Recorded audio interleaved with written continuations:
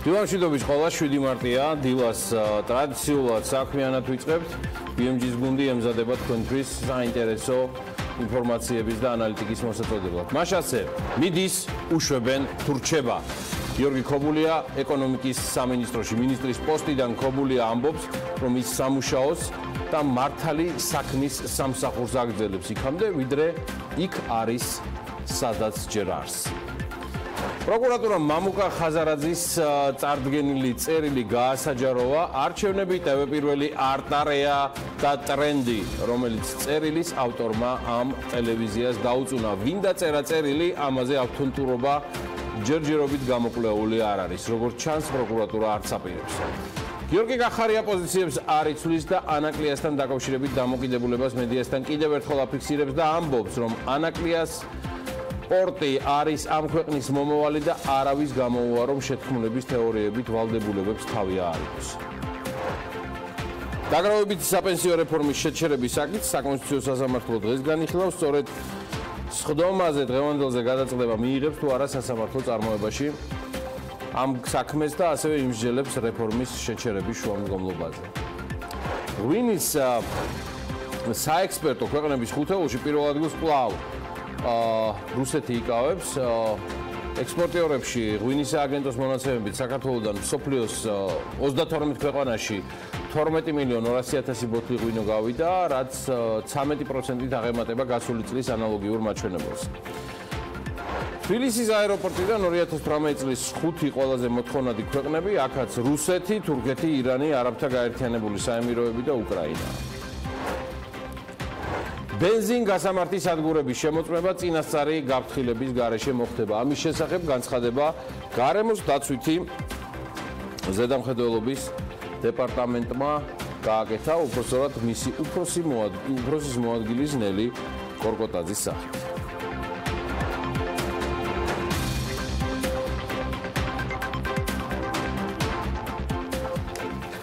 დილამშვიდობის ყველას, მსოფლიოს უმსხვილესმა ავტომწარმოებელმა ფრანგულმა ბუგატიმ კომპანიის დაფუძნების 100 წლისთავი განსაკუთრებულად აღნიშნა და ისტორიაში ყველაზე ძვირადღირებული ავტომობილი გამოუშვა.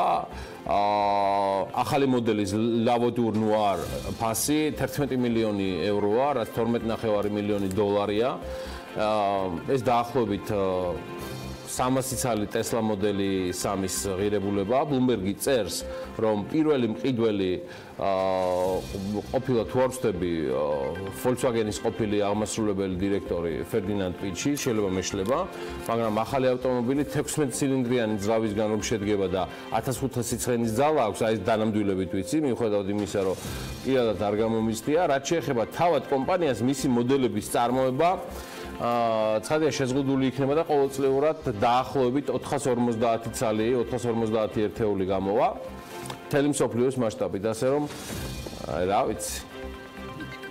იჩქარეთ მაინც, ხო? და ეჭვი მაქვს ეს შეიძლება მალე თბილისის ქუჩებშიც გამოჩნდეს და ჩაჯდეს იმ პალიტრაში საოცარი ავტომობილების, რომელიც გუშინ პრეზიდენტის გამოსვლისას პარლამენტის ეზოში ვიხილეთ. 2017 წელს მსოფლიოში ხორბლის ექსპორტმა 39 მილიარდი დოლარი შეადგინა. ეს ერთ-ერთი ყველაზე მნიშვნელოვანი პროდუქტია და მნიშვნელოვანია ვიცოდეთ ყველაფერი. საერთოდ 2016 წელთან შედარებით ექსპორტი მსოფლიოში ხორბლისა გაზრდილია თითქმის 7%-ით. აი აქ ყველაფერი არის კარგად ასახული. ექსპორტის ნახევარი ევროპის ქვეყნებზე მოდის, თუმცა ხორბლის ყველაზე მსხვილ ექსპორტიორ ქვეყანას საფრანგეთს ექსპორტიორი ქვეყნების ტოპ 10-ში მეხუთე ადგილი უჭირავს. ხა ცალკე აღებული ქვეყნების მიხედვით ხორბლის ექსპორტით შეერთებული შტატებია პირველ ადგილზე. 2017 წელს შტატებმა 6 მილიარდ ტონაზე მეტი ხორბალი, 6 მილიარდი დოლარზე მეტი ხორბალი გაიტანა ექსპორტზე, რაც მსოფლიო ექსპორტის წილში დაახლოებით 15,7%-ია. მეორე ადგილზე რუსეთი გახლავთ. მათ მიიღეს ხორბლის ექსპორტიდან შემოსავალი 5 მილიარდ 800 მილიონი, ხოლო მესამეზე კანადა 5 მილიარდ 100. უმსხვილეს ექსპორტიორებში ხდება უკრაინაც, სხვათა შორის, რომელიც მე-6 ადგილს იკავებს 2 მილიარდ 800 მილიონი დოლარის ექსპორტით ხორბლის მიმართულებით. ხორბალზე პრობლემები განსაკუთრებით ეს აისახება რუსეთში ექსპორტთან დაკავშირებული პროცედურების გართულებაზე.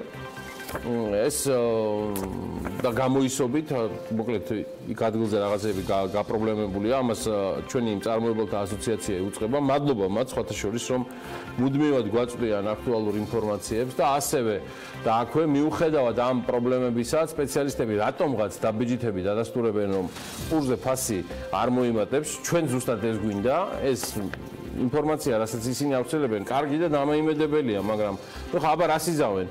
მეც წონაში ან ზომაში ვეღარ დააკლებენ. ბოლო-ბოლო ხა პურის მაგივრად, პურუკას ხوار შემოგთავაზებენ მართლა და რა ვიცი. ისე მე ამ თემაზე პირდაპირ ვამბობ, რომ სუბიექტურად, მე პირადად, შემთხვევით ძალიან მნიშვნელოვანია და ერთი ადამიანის აზრს პატივს განსაკუთრებულად და გამორჩეულად ვწევ, ყოველთვის გამორჩეულად გულწრფელი რესპონდენტი იყო და საოცრად პასუხისმგებლიანი ყველა ეტაპზე საზოგადოების წინაშე. ეს მახაზდოლიძეა, იმედია მოიცლის და BMG-ის ამ დღეებში შემოილვის და აუხსნის სიტუაციას საზოგადოებას რეალურად რა ხდება პურის და ხორბლის ბაზარზე. მოკლედ მეგობრებო, საცა პური იქ ღვინოც, საცა ღვინო იქ სანახაობაც. ხო და აბა ნახოთ ერთი როგორ პოზიციონერებს ღვინო ქართული საერთაშორისო ბაზრებზე. 2019 წლის იანვარ-თებერვალში მსოფლიოს 32 ქვეყანაში, როგორც გითხარით, 12,200,000 ბოთლი ქართული ღვინოა ექსპორტირებული, რაც 2018 წლის მონაცემს 13% დაღემატება. ღვინის ექსპორტიდან საქართველოს მორთვეში $30 მილიონი მიიღო, ნეტას ამაზე $30 მილიონი მიიღო, რაც 2018 წლის ანალოგიურ მონაცემზე 21%-ით მეტია. ქართული ღვინის გადაზიდვები გაზრდილია როგორც ამერიკის, ისე აზიის, ევროპის ტრადიციული ბაზრების მიმართულებით და აღსანიშნავია პოლონეთის ბაზარი, რომელმაც ექსპორტიორი ქვეყნების სიაში მეხუთედან მესამე ადგილზე გადაინაცვლა. ექსპორტი გაზრდილია ქართული ღვინის სტრატეგიულ ბაზრებზეც, პოლონეთი 42%, ჩინეთი 7%-ით. შეერთებული შტატები გასაგებია, რომ ეს ძალიან მაგრა იქოქება, მაგრამ ნახეთ 1032%, ევროპის მიმართულებით საფრანგეთი, ლიეტუვა, შვედეთი, ბულგარეთი, შეხარჩევენ ბატონი, ტრადიციული ბაზრების და აზიის მიმართულებით აქ არის მატება რუსეთის 17%-იანი, ბელორუსეთი, სადაც უცბათავარდა 1399%-ზე, აზერბაიჯანი 8%, მონღოლეთი დავიყარეთ, ურდო, შევედით, აი, ერთ ამბავში ვართ, 199%. ქართული ბრენდი კი, მეგობრებო, ეს სხვა თემა არის. მსოფლიოს 13 ქვეყანაში ჭაჭაკი 10 ქვეყანაში იყიდება და მნიშვნელოვნად იზრდება ორივე მათგანის ექსპორტის მაჩვენებელი. იანვარ-თებერვლის მონაცემებით საექსპორტო ბაზრებზე ექსპორტირებულია 4,200,000 ბოთლი ბრენდი, რაც 99%-ით დაღემატება 2018 წლის ანალოგიურ მაჩვენებელს. ქართული ჭაჭის ექსპორტი კი 188%-ით არის გაზრდილი და 85,000 ბოთლს შეადგენს. მთლიანობაში ღვინის ბრენდის, ჭაჭის, ჩამოსხმელი ბრენდისა და საბრენდე სპირტის ექსპორტის შედეგად მიღებული შემოსავლები $43,600,000 გადააჭარბა, რაც 13%-ით მეტია ვიდრე 2018 წლის იანვარ-თებერვალში. ღვინოს თემას უბრუნდები კვლავ, იმედია ყველა სიამაყით აღგავსებთ. როგორც ამას თავის დროზე ქართული ფეხბურთის ერთ-ერთი გამორჩეული და მოკაშკაშე ვარსკვლავი გიორგი ხინქლაძე ახერხებდა შინ თუ გარეთ უფრო მანჩესტერ სიტიში მოღვაწეობისას. ხო და გიო ხინქლაძე მანჩესტერს უბრუნდება და დიდი ალბათობით და შეიძლება ოჯახი ითურთაც, როგორც იუწყება. ინგლისური მედია საქართველოს მთავრობის მხარდაჭერითო ხინქლაძე მანჩესტერში ღვინის ბარის გახსნა გადაწყვიტა. ბარი დიცბერიში გაიხსნება და მისი სახელი Kinkies wine bar იქნება. 45 წლის ხინქლაძემ დიცბერიში უკვე შეარჩია ადგილი, სადაც ქართული ღვინის ბარს ივნისში გახსნის. საქართველოს ნაკრების ლეგენდარულ playmakers მანჩესტერელ მეგობრებთან დღემდე გამორჩეული და საუკეთესო ურთიერთობა აქვს. სხვაჩვერის მისი შვილი ნაცსპორტში ცხოვრობს. მანჩესტერში დღემდე აღმერთებენ და გიждდებიან გიორგი ხინქლაძეზე. თუმცა ერთი ამონარით ქართული ღვინო იმდენად კარგია, როგორც არაფერი სხვა მსოფლიოში და ქართული ღვინის შესახებ სასაუბროდ სიტყვები არ მყოფნის. მოუთმენლად ველი იმ მომენტს, როცა მანჩესტერელები მას დააგემოვნებენ. ასევე იმედი მაქვს, რომ მალე აქ ოჯახთან ერთად ჩამოვალ. ეს განაცხადა ხინქლაძემ Manchester Evening News-თან ინტერვიუში. წარმატებები გიოს 45 წლის ასაკში და მე ცოტა მომაკლდა გიოს კარიერული წარმატებები, მაგრამ ნუ რაც არის, ესეთი წარმატებების ფონზე, რაც გიორგი ქინქლაძეს ჰქონდა, ეხლა ნამდვილად შეიძლება ჩემო გიორგი დაკავდე ღვინითაც, დუდუკითაც და წერტილი. მან გავჩერდები. მოკლედ, მადლობა მას და ყველა ქართულს, ვინც იღწვის ჩვენი ქვეყნისთვის შინ თუ გარეთ. Forbes-ი კი მარტის დასაწყის და გაზაფხულის დადგომას განსაკუთრებული აქტივობით აღნიშნავს 100 წელიწადზე მეტია სხვათა შორის ეს ამბავი ყოველ გაზაფხულზე გრძელდება. პერიოდულადაც ვეპარებით ხოლმე სხვა თვეებში წელიწადისა. და ახალი რეიტინგების დროს დგება, ამ დროს ლიდერები და ათეულები დიდად არ იცვლება. მაგრამ Forbes-ი თავისას არ იშლის და მაინც აქვეყნებს ყველაზე მდიდარი ადამიანების რეიტინგს. აღნიშნულ სიაში სხვათა შორის საქართველოს ექს-პრემიერ-მინისტრი ბიძინა ივანიშვილი 4 მილიარდი 900 მილიონი დოლარის ქონების მსოფლიოში 365 უმდიდრესი ადამიანია. 2018 წელთან შედარებით ოცნების თავმჯდომარის ქონება 300 მილიონით არის გაზრდილი. Forbes-ის საჩუქრის მოყვანილი აქვს ივანიშვილის ციტატა, რომლის მიხედვითაც ადამიანს მილიარდები არ სჭირდება, ამას ამბობს ბიძინა ივანიშვილი. 200 მილიონი სავსებით საკმარისია, რომ იშოვო ცხოვრებაში, ამას გულისხმობდა ბატონი ბიძინა და მას შემდეგ კი ქონების მოპოვება უკვე სპორტია. ეს არის ამონარიდი Forbes-იდან, რომელიც ეკუთვნის ბიძინა ივანიშვილს. რაც შეეხება მსოფლიოს უმდიდრესი ადამიანების სიას, მის სათავეში წელსაც Amazon-ის დამფუძნებელი ჯეფ ბეზოსია 131 მილიარდ დოლარად შეფასებული ქონებით, სიაში 96 მილიარდით ბილ გეიტსია მეორე ადგილზე. აი რომ გავყვეთ მე მსოფლიოს უმდიდრესი ადამიანების ოცეულს, ის ესე წარმოჩინდება, როგორც გითხარით, პირველ ადგილზე ჯეფ ბეზოსი, ბილ გეიტსი, მათ მოყვება უკვე უორენ ბაფეტი 82 მილიარდით, ბერნარ არნო და ცხადია მისი ოჯახი 76 მილიარდით, კარლოს სლიმი და მისი ოჯახი, ოღონდ კარლოს სლიმზე კვლავ რატომღაც არის უორენ ბაფეტი, ეს არ არის უორენ ბაფეტი, ქალბატონებო და ბატონებო. ხო, ამასი ორტეგა ნამდვილად ეგ არის, რომელიც არის 62 მილიარდ 700 მილიონი, ლარი ელისონი, მარკ ცუკერბერგი, რა მაგარია რა შეშლიათ, მაიკლ ბლუმბერგი, ესეც გაარტყეს 55.5 მილიარდი.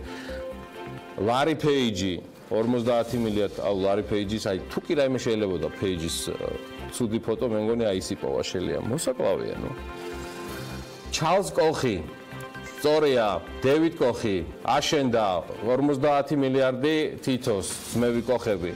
მუკეშ ამბანი, სერგეი ბრინი, ცნობილი ასევე მამელუქი რუსეთიდან და გუშინ გამოცხადებული ფრანსუაზა ბეტანკური და მისი ოჯახი 59 მილიარდ 300 მილიონით, რომელიც ფაქტიურად უმდიდრესი ქალების სიაში პირველ ადგილზეა. ასევე ჯიმ უოლტონი, ელისონ უოლტონი და ბობ უოლტონი, ეს უოლტონების ოჯახი, სტივ ბალმერი და მაჰუატენგი.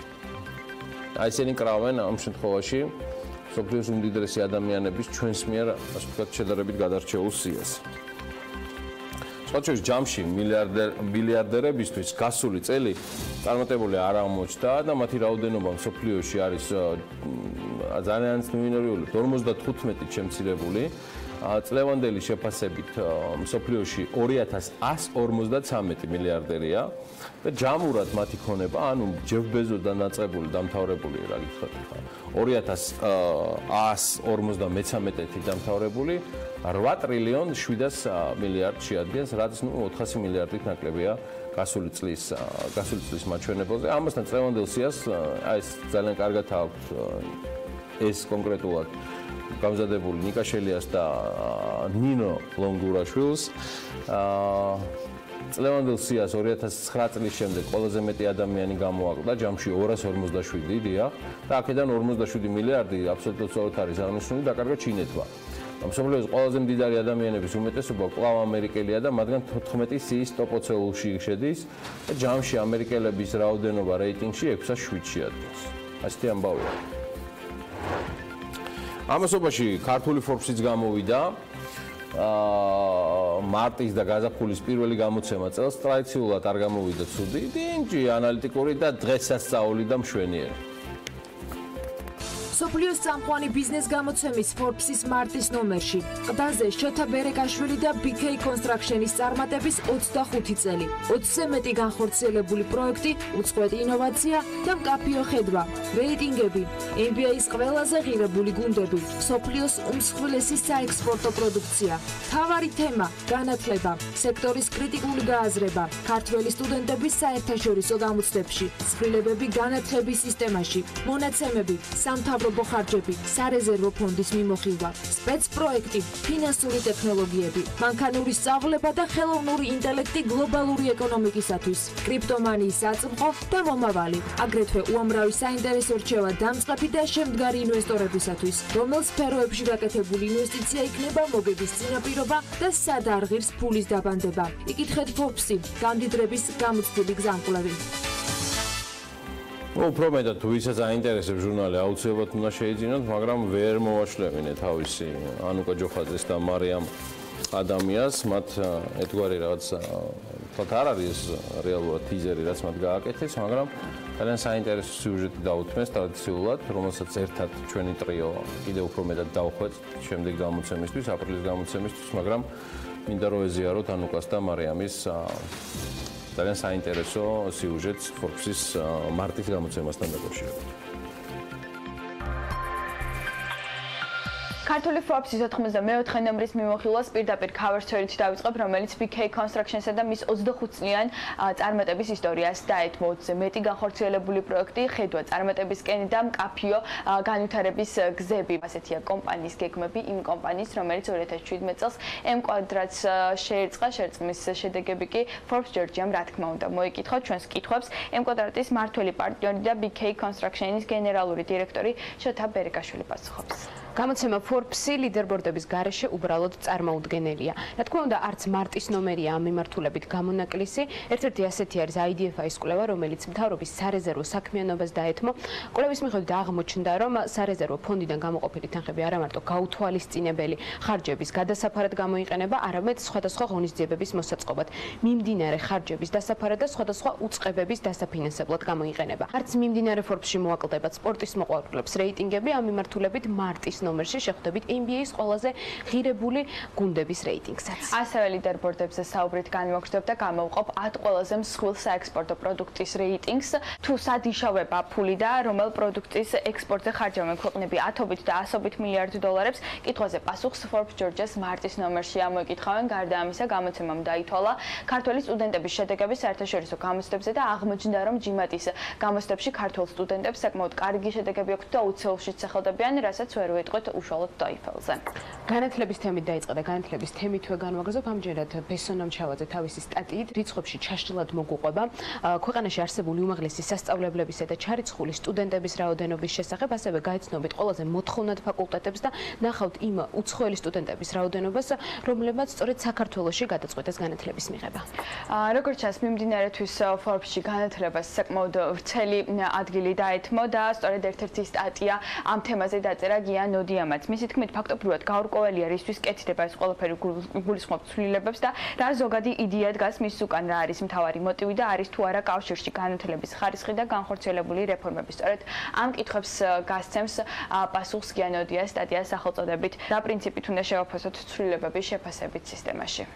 პორტირება მე-20 საუკუნემდე. შოთა ტყეშელაშვილი Forbes-ის მკითხველს მურიკ საინტერესო სტატიას თავაზობს. როგორც სტატიაშია ნათქვამი, 2018 წელს საქართველოს სპორტებმა უფრო ნაკლები მოცულობის ტვირთი გაატარეს, ვიდრე ეს 18 წლის წინ იყო. რატომ არის შემცირებული პორტების ტვირთბრუნვა მიზეზებს და შედეგებზე, სწორედ მარტის Forbes-ში შეძლებთ, რომ უფრო მეტი ინფორმაცია მოიკითხოთ. რაც შეეხება უცხოურ ნიუსებს, Uber-ზე საუბრით განვაგრძობ. Uber-ის საიდუმლო ოქროს საბადო ასე ეწოდა სტატიას, რომელსაც საკმაოდ დიდი გამოხმაურება მოჰყვა. გარდა ამისა, მიმდინარეთვის Forbes-ში ქვეყნდება უშუალოდ Forbes-ის ედიტორიალი ევროზე და მის დაკარგულ ღირსების აღდგენაზე.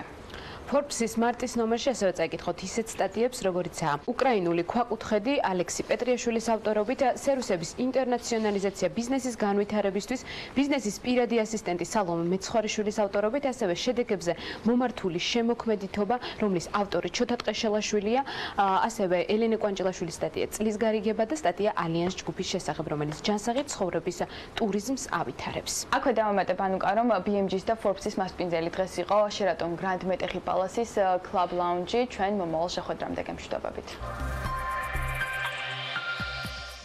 დაგროვებითი საპენსიო რეფორმის შესახებ საკითხი საკონსტიტუციო სასამართლო 7 მარტს განიხილავს, სწორედ დღევანდელ სხდომაზე გადაწყდება მიიღებს თუ არა საკონსტიტუციო სასამართლო საქმის წარმოებაში, ასევე იმსჯელებს რეფორმის შეჩერების შუამდგომლობაზეც. სარჩელის ავტორები იმედიანად არიან განწყობილნი, რომ საკონსტიტუციო სასამართლო საქმის არსებით განხილვაში აუცილებლად მიიღებს, რადგან მათი მოსაზრებით აშკარაა სადაო ნორმების შემხებლობა საკუთრების უფლებასთან მიმართებაში და დისკრიმინაციასთან დაკავშირებით. მოსარჩელე მხარეები ითხოვენ გამსაქმებლისა და დასაქმებულის მიერ ხელფასიდან 2% გადახდის ვალდებულების შეჩერებას და საპენსიო სისტემაში მოქალაქეების იძულებითი ჩართვის გაუქმებას. ასეთი ამბავია და ეს არ არის ყველაფერი და ცხადია უბრუნდებით კიდევ სხვა თემატიკას. ბიზნესის სექტორის ბრუნვის მოცულობა ზრდის ტრენდს ინარჩუნებს. ღმერთო, ტრენდი. დასაქმებულთა რაოდენობა კი წინა წლის ანალოგიურ პერიოდთან შედარებით 3.7%-ით გაიზარდა. სამშენებლო სექტორი მორიგი რეგულაციებისთვის ემზადება. თბილისში გარემოსდაბინძურების პრევენციისთვის სამშენებლო ობიექტებზე წესები გამკაცრდება. თბილისის შემდეგ ბათუმის საკრებულოს გადაწყვეტილებით K2 კოეფიციენტთან დაკავშირებით შეზღუდვები აჭარის დედაქალაქშიც დაწესდა. საქართველოს ეროვნული ბანკის ყოფილი პრეზიდენტი გიორგი ქადაგიძე TBC ბანკის საქმეზე გამოკითხვაზე დაიბარეს. ქადაგიძე ჩვენების მიცემას პროკურატურაში მიცემაზე უარს აცხადებს და მიზეზად ასახელებს, რომ ის გამოკითხვაზე სასამართლო დარბაზში მივა და ამის შესახებ მან Facebook გვერდზეც გამოაქვეყნა გუშინ გვიან ღამით. ქადაგიძე ასევე ამბობს, რომ ის სპეციალური საპარლამენტო საგამოძიებო კომისიის შექმნის მომხრეა. მე არ ვიცი დაზუსტებით როდი შედგება გიორგი ქადაგიძის გამოკითხვა სასამართლოში საქართველოს მთავარი პროკურატურის მიერ. თუმცა ფაქტია, რომ პირთა წრე, რომელიც წინასწარ იყო დასახელებული მთავარი პროკურატურისგან, გამოიკითხება, ვნახოთ რა ინფორმაციას მისცემენ ისინი და რაც მთავარია, ვნახოთ შეიქმნება თუ არა დროებითი საგამოძიებო კომისია უმაღლეს საკანონმდებლო ორგანოში, რაზეც საუბრობდნენ თავად TBC ბანკის მესვეურები, უკვე საუბრობს ეროვნული ბანკის ყოფილი პრეზიდენტი. და თავის პოსტში გიორგი ქადაგიძე მიუთითებს, რომ საპარლამენტო კომიტეტზე უნდა მიეცეს საშუალება ყოფილი და მოქმედი ხელისუფლების ყველა წარმომადგენელს ისაუბრონ იმ პრობლემებზე, რაც ამ თემას უკავშირდება. ანა ლაპიაშვილი გვერდება, სიტყვის მასალად ვიყენებ, გვერდება, ის სულ აქ არის, ჩემზე ადრეს აქ არის, ყველაზე ადრე მოდის, პირველში. ფაქტიურად ყველაზე საუკეთესოდ გახვედრებს ამას ყველაფერს. გიამშვიდობის ანა. გიამშვიდობის გიორგი, მივესალმებით ჩვენს მაყურებელს. ერთ რეპლიკას დავამატებ უბრალოდ, რომ ეხლა ჯერი შემდეგი ვინ იქნება გამოკითხვაზე დასაბარებელი ინტერესისაგანი უფრო ეს არის, იმიტომ რომ ხვდებით, რომ ესია თანდათან უფრო გაიზრდება და ამ საქმესთან დაკავშირებით ინფორმაციებიც არ მოგვეკლდება. ბიზნესი ახლებებს რაც შეეხება, რომელიც დღეს ცოტა განსხვავებული თემით უნდა დავიწყოთ, ვიდრე TBC ბანკის საქმეა, თუმცა ამაზეც ვისაუბრებთ ცოტა მოგვიანებით და სტატისტიკას მოვიშველიებ. ბიზნეს სექტორის ბრუნვის მოცულობა მზარდია. 2018 წლის მეოთხე კვარტალში ბრუნვა წლიურ ჭრილში თითქმის 22%-ით ზრდას აჩვენებს და 25 მილიარდ 800 მილიონი ლარი შეადგინა ჯამურად. ზრდის ტენდენციით ბიზნეს სექტორის პროდუქციის გამოშვების მაჩვენებლებიც ხასიათდება.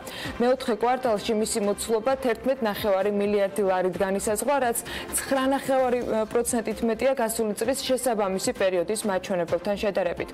2018 წლის მეოთხე კვარტალში მთლიანი ბრუნვის 51.6% მსხვილ ბიზნესზე მოდის, 19.7% საშუალო ბიზნესზე, ხოლო 28.7% კი მცირე ბიზნესზე ნაწილდება. მცირედით განსხვავებული მდგომარეობაა პროდუქციის მთლიანი გამოშვების შემთხვევაში, მსხვილ ბიზნესზე პროდუქციის გამოშვების 40.3% მოდის, საშუალოზე 25.8% და თითქმის 34% მცირე ბიზნესზე.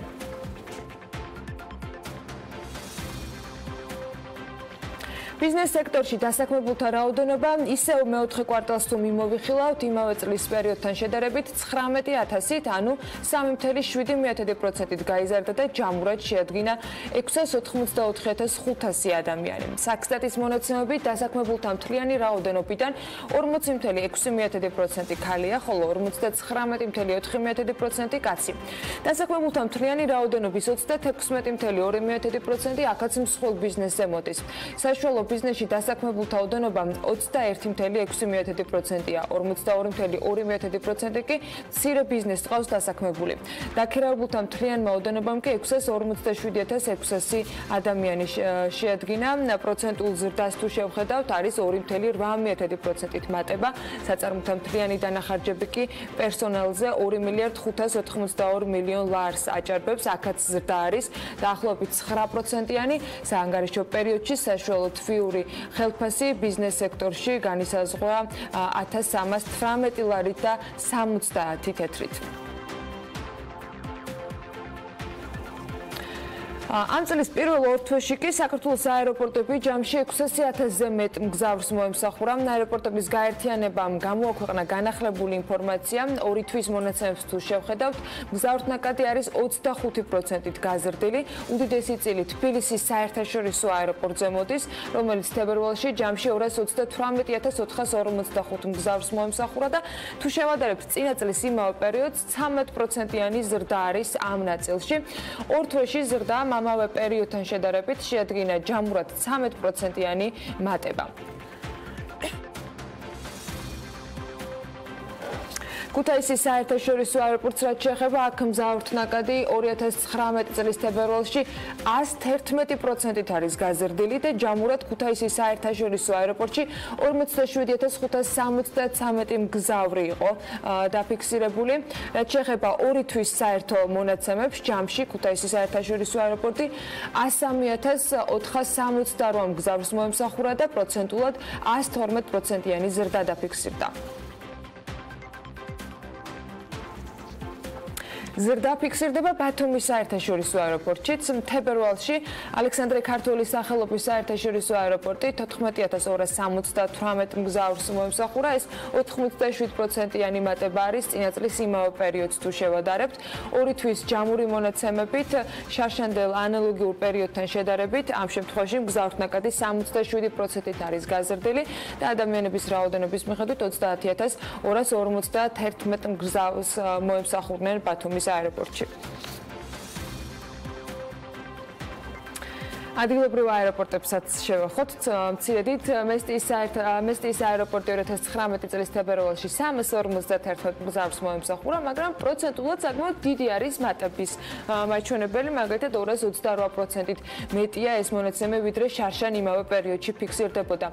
ამბროლაური შემთხვევაში სულ 35 ადამიანმა ისარგებლა ამ აეროპორტით, 6 რეისია ჯამში შესრულებული და 30%-იანი ზრდა არის ეს მონაცემიც კი 2018 წელს თუ დავადარებთ 27 მგზავრი იყო შარშან და მხოლოდ 3 რეისი იყო განხორციელებული.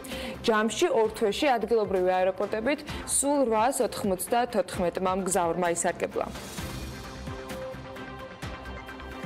ბათუმის საკრებულოს გადაწყვეტილებით კი კაორი კოეფიციენტთან დაკავშირებით შეზღუდვები წესდება. საკრებულოს გადაწყვეტილებით მცირე ნაკვეთებზე ინდივიდუალურად მრავალსართულიანი შენობების განთავსება შეიზღუდება.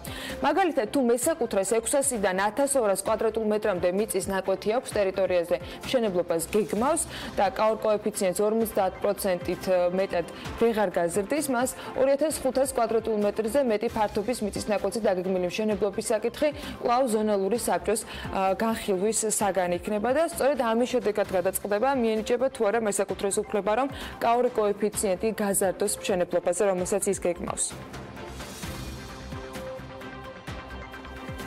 ამასობაში სამშენებლო სექტორი მორიგი რეგულაციებისათვის ემზადება. თბილისში გარემოს დაბინძურების პრევენციისათვის სამშენებლო ობიექტებზე წესები მკაცრდება. ამტვერებადი მასალის სველი მეთოდის გარეშე განთავსება სამშენებლო კომპანიების დაჯარიმების მიზეზი გახდება. ცვლილებები ადმინისტრაციულ სამართალდარღვევათა კოდექსში შედის, რომელიც გარემოს დაცვის კომიტეტმა მოამზადა. სამშენებლო სექტორის წარმომადგენლები გარემოს დაბინძურების პრევენციის ღონისძიებების წინააღმდეგები არ არიან, თუმცა ისინი ამბობენ, რომ ამ რეგულაციის შემუშავების პროცესში მცირე სამშენებლო კომპანიები ჩართულები არ იყვნენ. მაგალითად, ივერონის დაფუძნებელი BMG-სთან განმარტავს, რომ სწორედ მცირე სამშენებლოებისათვის იქნება ეს რეგულაციები მძიმე, ყველა იმ ცვლილებასთან ერთად, რაც ბოლო პერიოდში სამშენებლო სექტორს დაუწესდა.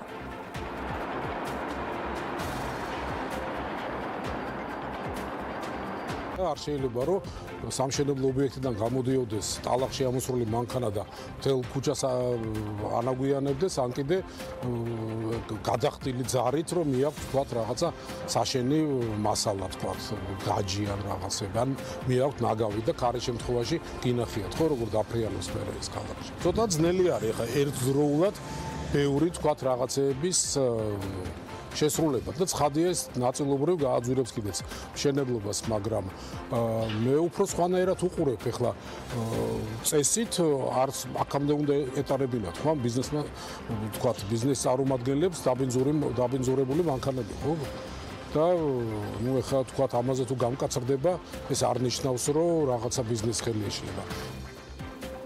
ეკონომიკის და მდგრადი განვითარების სამინისტროს წიაღის ეროვნული სააგენტოს უფროსი მაია ზავრაშვილი კი სამუშაო ვიზიტით კანადაში ტორტონში იმყოფებოდა, რომლის დროსაც საერთაშორისო ინვესტორებს საქართველოს სამთო მოპოვების სექტორის შესაძლებლობები და საინვესტიციო პოტენციალი გააცნო. ეკონომიკის სამინისტროს ინფორმაციით ვიზიტის ფარგლებში წიაღის სააგენტოს უფროსმა მონაწილეობა სასარგებლო წიაღისეულის შესწავლის და განვითარების საერთაშორისო ორგანიზაციის მიერ ორგანიზებულ ღონისძიებაშიც მიიღო, რომელიც სამთო მოპოვების საკითხებს მიეწუნა. 125 ქვეყნის 25,000-ზე მეტი წარმომადგენელი ესწრებოდა ამ ღონისძიებას და როგორც წიაღის ეროვნული სააგენტოს უფროსი განმარტავს, სესიაზე სიტყვით გამოსვლისას მან დამსწრა საზოგადოებას სექტორში არსებული მიღწევები, მიმდინარე და განხორციელებული რეფორმები გააცნო, რომელიც საქართველოს მომპოვების სფეროში ინვესტირების შესაძლებლობებს იძლევა. Pirveli რეაბილიტაცია იწყება მუნიციპალური განვითარების ფონდმა სოფლის ცენტრის ნაწილის რეაბილიტაციის დეტალური საპროექტო სახარჯ-დაღრიცხვა დოკუმენტაციის შედგენაზე ტენდერი უკვე გამოაცხადა. შესყიდვის სავარაუდო ღირებულება 1,225,000 ლარია. ველისიხეში სარეაბილიტაციო სამუშაოების დაწყება ჯერ კიდევ გასული წლის შემოდგომაზე დაანონსდა, მაშინ აღინიშნა, რომ პროექტის ფარგლებში ველისიხე ძველ არქიტექტურულ მიმზიდველობას დაებრუნებდა და მის გეგმაში გაწერილია, რომ შეიქმნება ცენტრი მიწისქვეშა გვირაბებით, კაფე-ბარებით, მარნებითა და მეღვინეობის ცენტრით. პროექტის მიზანია ტურისტული მიზიდულობის ცენტრის შექმნა, რომელსაც საუკუნის წინანდელი ფუნქცია უნდა დაუბრუნდეს.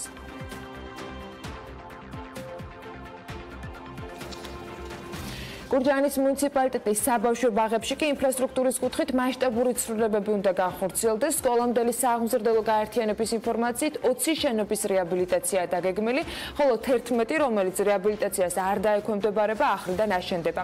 მერის ინფრასტრუქტურის სამსახურის უფროსის კოტე ბერიძიშვილის განმარტებით, ბაღების რეაბილიტაცია რეგიონში განსახორციელებელი პროექტის ფარგლებში მოხდება.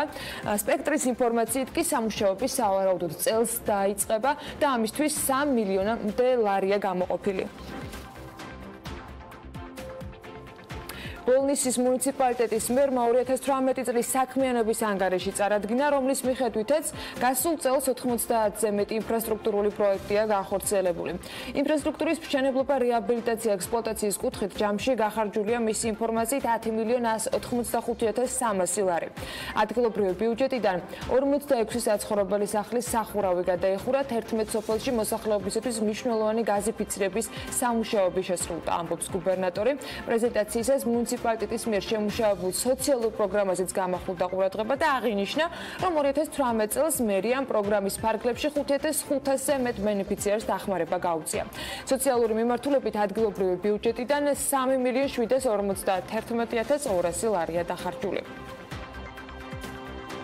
როგორც ხედავთ, აქ ვარ ვაგრძელებ მუშაობას. მე ვემსახურები მართლა საქმეს და ვემსახურები ამინდის პროგნოზის სპონსორია დეველოპერული კომპანია ორიონ ჯგუფი.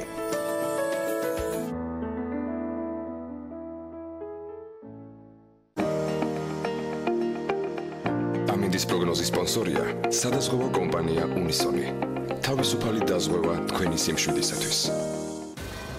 გუშინდელთან შედარებით თითქმის მთელი საქართველოს მასშტაბით ყველა ქალაქში ტემპერატურა მიკლო, თუმცა შედარებით თბილი ამინდებია. მაინც გარემოს ეროვნული სააგენტო კი კონკრეტულ და რა თქმა უნდა ყველაზე სანდო ინფორმაციას გვაწვდის და მათი ცნობით საქართველოში ამინდი განპირობებული იქნება შავი ზღვის ჩრდილო-დასავლეთიდან შემავალი ცივი და ნოტიო ჰაერის მასების, ასევე სამხრეთიდან გავრცელებული თბილი ჰაერის მასების ურთიერთქმედებით. დრო გამოშვებით ღრუბლიანობის მომატებას ველოდებით, დასავლეთ საქართველოს უმეტეს და აღმოსავლეთ ზოგიერთ რაიონში კი იწვიმებს, მაღალმთაში მოთოვს და შესაძლოა იყოს ძლიერი თოვაც. იქროლებს დასავლეთის მიმართულების ქარი და ზოგან დრო გამოშვებით ძლიერადაც.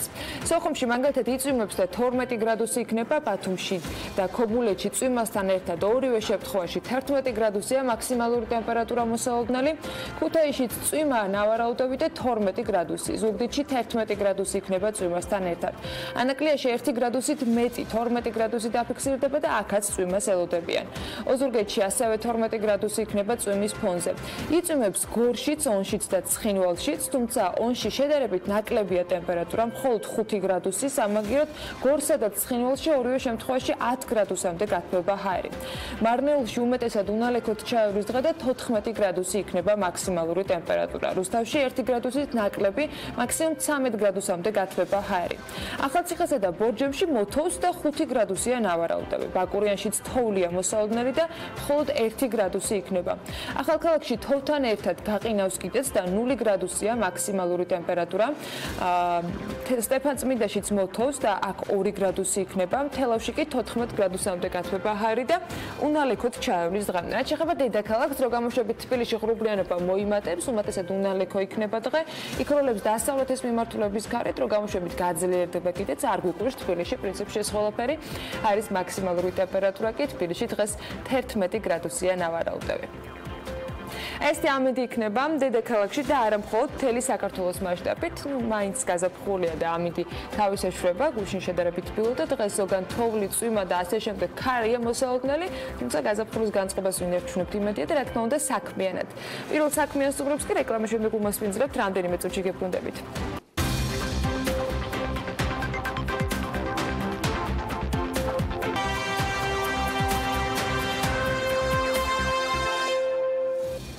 რამდენიმე დღის წინ გარემოსდაცვის და სოფლის მეურნეობის მინისტრი ლევან დავითაშვილი პარლამენტის გარემოსდაცვის და ბუნებრივი რესურსების კომიტეტთან არსებული ქვემო ქართლის რეგიონში გარემოსდაბინძურების შემსწავლელ სამუშაო ჯგუფთან ერთად კაზრეთში ჩავიდა და იმ პროცესს გაეცნო, რომელსაც კომპანია RMG გარემოსდაცვითი ვალდებულებების შესრულებისთვის ხელმძღვანელობს. რამდენად კმაყოფილია მინისტრი და შესაბამისი სტრუქტურები მიმდინარე პროცესით, ამაზე ლევან დავითაშვილთან ჯერ კითხვის დასმის შესაძლებლობა არ ქონია, თუმცა თემაზე საუბარი აუცილებლად შედგება და შედგება დღეს სტუდიაშიც მათ შორის. სტუდიაში ნამდვილად შედგება, რადგან მოვიწვიეთ კომპანია RMG-ის, ასევე სამოქალაქო სექტორის წარმომადგენლები და მათთან ერთად შევაფასებთ ამ გარემოსდაცვითი პროგრამების მიმდინარეობას, ცალსახად ასევე ეფექტურობას, რომელსაც კომპანია ახორციელებს, რაც შეეხება მინისტრს, იმედია ამ კვირაში გადანიშნული ყველა სამთავრობო სხდომები თუ სხვა დეტალები მოგცემს საშუალებას, რომ ჩვენთვის ტრადიციულად ყოველთვის იოლად ხელმისაწვდომ რესპონდენტთან, გულისხმობ ლევან დავითაშვილს, ამ თემაზეც გავისაუბროთ. მანამდე კი მივესალმები ალექსანდრე დევიძეს, იგი RMG-ის ლიცენზიების და ნებართვების დეპარტამენტის ხელმძღვანელი გახლავთ და ჩვენთან ერთად არის ნინო ბურჭულაძე, საყდრისის უკაცრავად კომიტეტის წევრი. ნინო დილამშვიდობის, მოგესალმებით.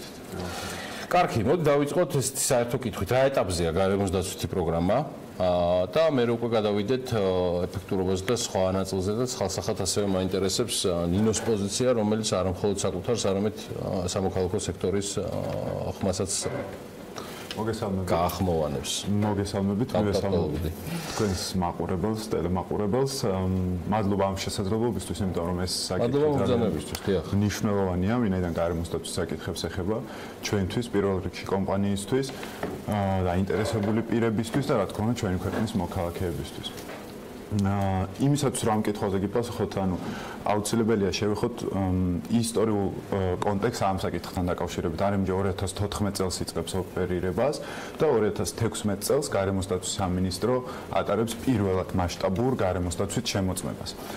შემოწმების შედეგად გამოვლენილი იქნა საკმაოდ მრავალი წლის განმავლობაში დაგროვებული საკმაოდ ბევრი მრავალი გარემოსდაცვითი პრობლემა. ეს ეხება 40 წლიან პერიოდს, ამ საწარმოს არსებობს 40 წლიან პერიოდს, რაც რა თქმა უნდა RMG-ის 2 წლიან ოპერირებას არ უკავშირდებოდა 2014-დან 2016 წლამდე გულისხმობ. და ასე ვთქვათ, ეს გარემოსდაცვითი პრობლემები იდენტიფიცირებული იქნა სწორედ გარემოსდაცვის სამინისტროს მიერ.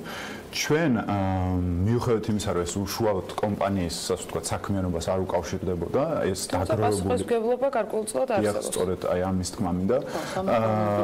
ან მიუხედავად იმისა, რომ აი ამ წლების განმავლობაში დაგროვებული გარემოსდაცვითი პრობლემები კომპანიის 2 წლიან ოპერირებას არ გამოუწევია, კომპანიამ აიღო პასუხისმგებლობა ამ გამოწვევის საპასუხოდ და ასე ვთქვათ შეადგინა გარემოსდაცვითი პროგრამა ამ ასე ვთქვათ გამოწვევების გასამკლავებლად. გარემოსდაცვითი პროგრამა 154 პუნქტისგან შედგება. ის პრიორიტეტულად ითვალისწინებს წყალის, ჰაერის და ნიადაგის დაბინძურების ასე ვთქვათ მაქსიმალურად შემცირებას და 2020 წლის ბოლოსთვის სრულად აღმოფხვრას. ამ საქმიანობისთვის დაახლოებით 30 მილიონი არის გამოყოფილი და ჩვენ ვფიქრობთ, რომ სწორედ 2020 წლის ბოლოს გვექნება ის შედეგი, რომელიც დასახული იქნა ამ გარემოსდაცვითი ასე ვთქვათ ყველა პუნქტთან დაკავშირებით. ყველა პუნქტთან. დღეს რა ეტაპზე ხართ და რა შედეგები არის? ის ინფორმაცია, რაც მიიღეს მე უკვე ჩამოთვალ იმ ადამიანებმა, ვინც დაინტერესებული იყვნენ და ერთის მხრივ უკვე დაფიქსირებული ქონდათ პოზიცია, რომ თუ რაღაცები არ შესრულდებოდა, მაშინ უკვე განსხვავებული მიდგომის გამოყენება დაჭირდებოდა. დღეს რა ეტაპზე ხართ თქვენ და რა შედეგები გააცანით გარემოსდაცვის სამინისტროს და შესაბამის უწყების წარმომადგენლებს პარლამენტიდან, მათ შორის და ადგილობრივი ხელისუფლებიდან? კი ბატონო, მოგახსენებთ ან შუალედურ შედეგზე ეკითხები. ხო, ანუ დღეს რა მოგახსენებთ, ანუ ჩვენ 2018 წლიდან დავიწყეთ უკვე ამ პუნქტების, ასე ვთქვათ, ამ გარემოსდაცვითი პროგრამის შესრულება. დღეს როგორც გითხარით, ანუ ამ სამი მიმართულებით გვაქვს მნიშვნელოვანი, ასე ვთქვათ, პროგრესი, მნიშვნელოვანი პროექტები განხორციელებული წყლის მიმართულებით. გვქონდა 4 დაბინძურების, ძირითადი დაბინძურების წყარო, მაგალითად, RMG კოპერის შემთხვევაში, აქედან 2 სრულად აღმოფხრილია, რომელიც ეხებოდა მდინარე კაზრეთულას დაბინძურებას. 2-ზე უკვე სატენდერო სამუშაოები მიმდინარეობს. ჰაერის მიმართულებით გვაქვს, ასე ვთქვათ, ძალიან მნიშვნელოვანი პროგრესი. დავაყენეთ ფილტრები შესაბამის საამქროებში, სადაც, ასე ვთქვათ, საიდანაც მავნე ნივთიერებების გაფრქვევა ხდებოდა. ჰაერის მიმართულებით ძალიან მნიშვნელოვანია, რომ ამ მტვერიანებასთან დაკავშირებით გვაქვს მნიშვნელოვანი, ასე ვთქვათ, წარმატებები. კერძოდ, ჩვენ, ასე ვთქვათ, შევიძინეთ სპეციალური ტექნიკა, რომელიც გზებზე და უშუალოდ ოპერირების წერტილებში, ასე ვთქვათ, დატენიანების საშუალებით ტურის დონეს მაქსიმალურად ამცირებს.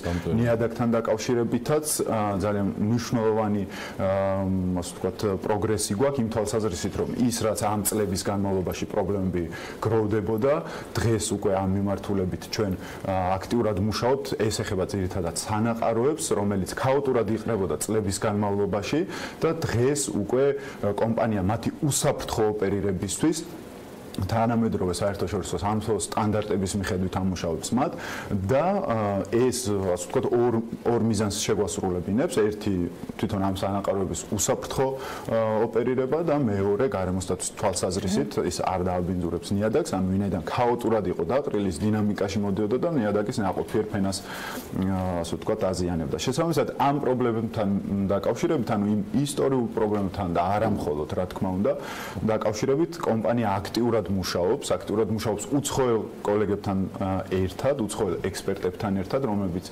ჩართული არიან ამ პროცესში და ერთ კომპანიას და გამოვყოფდი, მაგალითად, ეს არის ფინური კომპანია ოტოტეკი, რომელთანაც აქტიურად თანამშრომლობთ, მათ შორის გერმანულ კომპანიებთან, რომლებიც სამთო დარგში, ასე ვთქვათ, წამყვანი კომპანიები არიან. შესაბამისად, გვაქვს სერიოზული პროგრესი და ვებოდებით ძალიან მნიშვნელოვან შედეგებს, ვინაიდან ეს წყაროები, რომელზეც ჩვენ ახლა ვსაუბრობდით, აღმოფხრილია და 2020 წლის 31 მარტისთვის ეს არის 31 მარტი. მოდი ახლა ადგილობრივი და საზოგადოების სხვა წარმომადგენლების მოსაზრება მოვისმინოთ. ნინო ბურჭულაძე, როგორც გითხარით, ქალბატონებო და ბატონებო, ნინო, ესე იგი, ორი საკითხი რომ გავაერთიანოთ. მე მაინტერესებს შედეგთან დაკავშირებით მე 2020-ში რა იქნება მე მაინტერესებს მიმდინარე სტატუსი და თქვენი შეფასება პირადად რომელიც რამდენად შეიძლება იყოს მთლიანად სამოქალაქო სექტორის ხმად ეს თავად ბრძანეთ და შემდგომ უკვე ცალსახად ჩავყვები სანდროს მიერ გამოთქმულ მოსაზრებებს იმ ხუთივე კომპონენტზე დაწყებული ნარჩენებიდან დამთავრებული წყლით ანუ ეს რამდენად შესრულებულია კიდევ ერთხელ მივესალმები ტელემაყურებელს მე მინდა გითხრათ რომ პირველი შემთხვევა როცა ჩვენ და კომპანია RMG-ის წარმომადგენლები ერთად ვზივართ ერთ სივრცეში ეს არის მართლა პირველი და უპრეცედენტო შემთხვევა და თან ავკამათებთ ახლა ამ წუთში თუმცა მე არ დავეთანხმები სანდროს იმაში რომ RMG-მა დაიწყო კომპანია RMG-მ დაიწყო ოპერირება 2014 წელს 2014 წელს დაიწყო ღია კარიერული წესით ოქროს ამოღება რომელსაც მანამდე არ აწარმოებდა თუმცა მან მუშაობდა სპილენძის კარიერი ასევე გეტყვით რომ ის ინსპექტორების დასკვნა რომელიც გარემოსდაცვის სამინისტრომ დადო იყო ძალიან მძიმე საკმაოდ მძიმე და იქ იყო კარგად გაწერილი და თეთრი შავზე აღნიშნული რომ კომპანიას არც ერთი ვალდებულება არ ჰქონდა შესრულებული მანამდე აღებული არც ერთი საერთოდ თქვენ გახსოვთ მე შარშანი ცნობილი ამბები რომელიც ბენიხევის პროექტთან დაკავშირებით იყო ჩვენი აქტიურობა ძალიან ისეთი ხისტი და ესეთი მასშტაბური შეიძლება კომპანიას ჰქონდა კიდევაც გარემოსდაცვის მიმართულებით რაღაცა გეგმა და სამუშაოები ჩასატარებელი და ფიქრობდა კიდევაც მაგრამ ყოველ შემთხვევაში აი ეს მოტივატორი გახდა სწორედ ჩვენი აქტიურობა თქვენ მოგეხსენებათ რომ 4 წლიანი ბრძოლის შემდეგ სახელმწიფომ აღიარა რომ ჩვენ ვიყავით მართლები და კომპანიამაც აღიარა რომ ჰქონდა გარკვეული სახის დარღვევები ვაუწდები ესეა. გარდა ამისა პარლამენტში შეიქმნა შემდეგ საპარლამენტო სამუშაო ჯგუფი, სადაც ჩვენივე მოთხოვნით დეპუტატები არ არიან ამ ჯგუფში, იქიდან გამომდინარე რომ პროცესი არ ყოფილიყო პოლიტიკური ელფერის, წარმოდგენილი ვართ მხოლოდ ჩვენ და მწვანე პოლიტიკის საზოგადოებრივი პლატფორმის წარმომადგენლები, ცნობილი მკვლევის ავტორები არიან. აქედან გამომდინარე, აი სწორედ ჩვენი დასკვნის შედეგად მოხდა ის, რომ შემდეგ პარლამენტმა გარემოსდაცვის კომიტეტის თავმჯდომარემ მიმართა ამ ჩვენს მიერ დაწერილი დასკვნის საფუძველზე გარემოსდაცვისა და ეკონომიკის სამინისტროს შეეჩერებინათ RMG-ისთვის ყველა ახალი პროექტი, სანამ ისინი დაკისრებულ ვადებულებებს არ შეასრულებენ. ეხლა მე გეტყვით, რომ ამ წუთში არანაირი სენტიმენტები კომპანიის მიმართ არ გამაჩნია, თუმცა ამის შემდეგ RMG-მ მართლაც დაიწყო ესეთი არნახული სამუშაო პროცესია. საკმაოდ მასშტაბური ამ ყველაფერს მე ანუ ივნისიდან 2018 არა მართლა ძალიან მიყვარს იმიტომ რომ ჩვენ ამ 4 წლის განმავლობაში ფეხ მიყვებოდით კომპანიას თქვენს ეთერშიც გულაპარაკი ამის შესახებ მაგრამ ის რაც ახლა კომპანიაში ხდება გულწრფელად გეუბნით ეს არის არნახული ჩვენ მარტო არ დავდივარ მინისტრთან ერთად ან არ დავდივარ მარტო გარემოსდაცვის კომიტეტის თავმჯდომარესთან ერთად ჩვენ დავდივართ ყოველთვის იმიტომ რომ ერთია როდესაც უკვე ვიზიტი მომზადებულია და ჩვენ შეიძლება ვიფიქროთ რომ კომპანიამ იმ დღისთვის ყველაფერი მოამზადა ამიტომ ჩვენ ხშირად დავდივართ როგორც ლეგალურად ის არალეგალურად ის რომ თქვათ იწება თუ არა ტრასა ანუ არის თუ არა მტვერი ზოგადად და არის თუ არა მოწყული ტრასა არის იქ სამსხვროზე ხდება თუ არა წყალის შესხურება ხო სწორად ვამბობ ხო და ასე ხო დატენიანება ამის დანახვა შეიძლება კომპანიის სამუშაო ტერიტორიაზე შეუსრულათაც კი თუმცა ასე გარგვიჭირს ხოლმე ხანდახან ისედაც შევდივართ რომ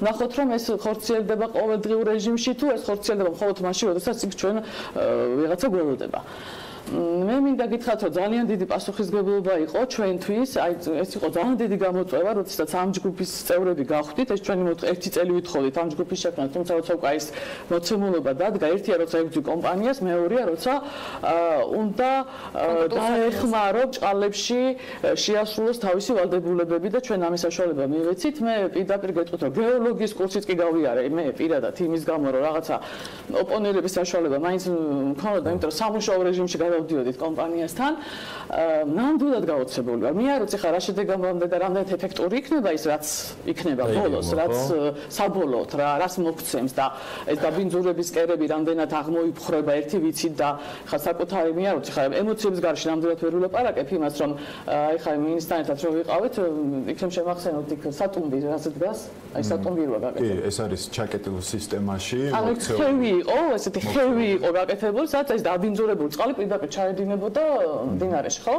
აი, ამდენი წლის განმავლობაში, ანუ დაბინძურებულ წყალს, რომელსაც უკვე ხევი ქონდა გაჭრილი, იმდენი ჩადიოდა მდინარეში, პირველად ნახეთ მშრალი ეს ხევი, დამშრალი, ერთი წვეთი წყალი, ანუ ერთი წვეთი დაბინძურებული წყალი ვერ ვნახე მე დღეს, უბრალოდ იმ დღეს იქ არა და ჩვენ ვართ ისეთი ჩასაფრებულები, რომ აი მტვერი რო იყოს მაგიდაზე, იმაზე შეიძლება მოვედავოთ, რომ ეს მტვერი რატო დევს, აი ფოთოლს რატო აქვს მტვერი და მაგიდაზე რატო არის მტვერი, ანუ ჩვენ არ უყურებთ კომპანიას ისე რომ რადგან კარგად რაღაცას ააკეთებ, ესე იგი შენ გაიხარე და გენაცვალე, ანუ ჩვენ ვართ ძალიან აი რო იტყვიან მართლა ჩასაფრებულები, ყველაფერს აღნიშნავთ, ყველაფერზე გვაქვს შენიშვნა, თუმცა აი იმ სატუმბის გაკეთება, ეს იყო აი ძალიან მასშტაბური, არ ვიცი, ხა შედეგი როგორ თქვა, მე ჩემი თვალით ვნახე და ყველამ და გაოცებული დავრჩი, როცა ამდენი წლის მერე იქ ერთი წვეთი დაბინძურებული წყალი ვეღარ დავინახეთ. მე შემიძლია მხოლოდ ამაზე ვილაპარაკო.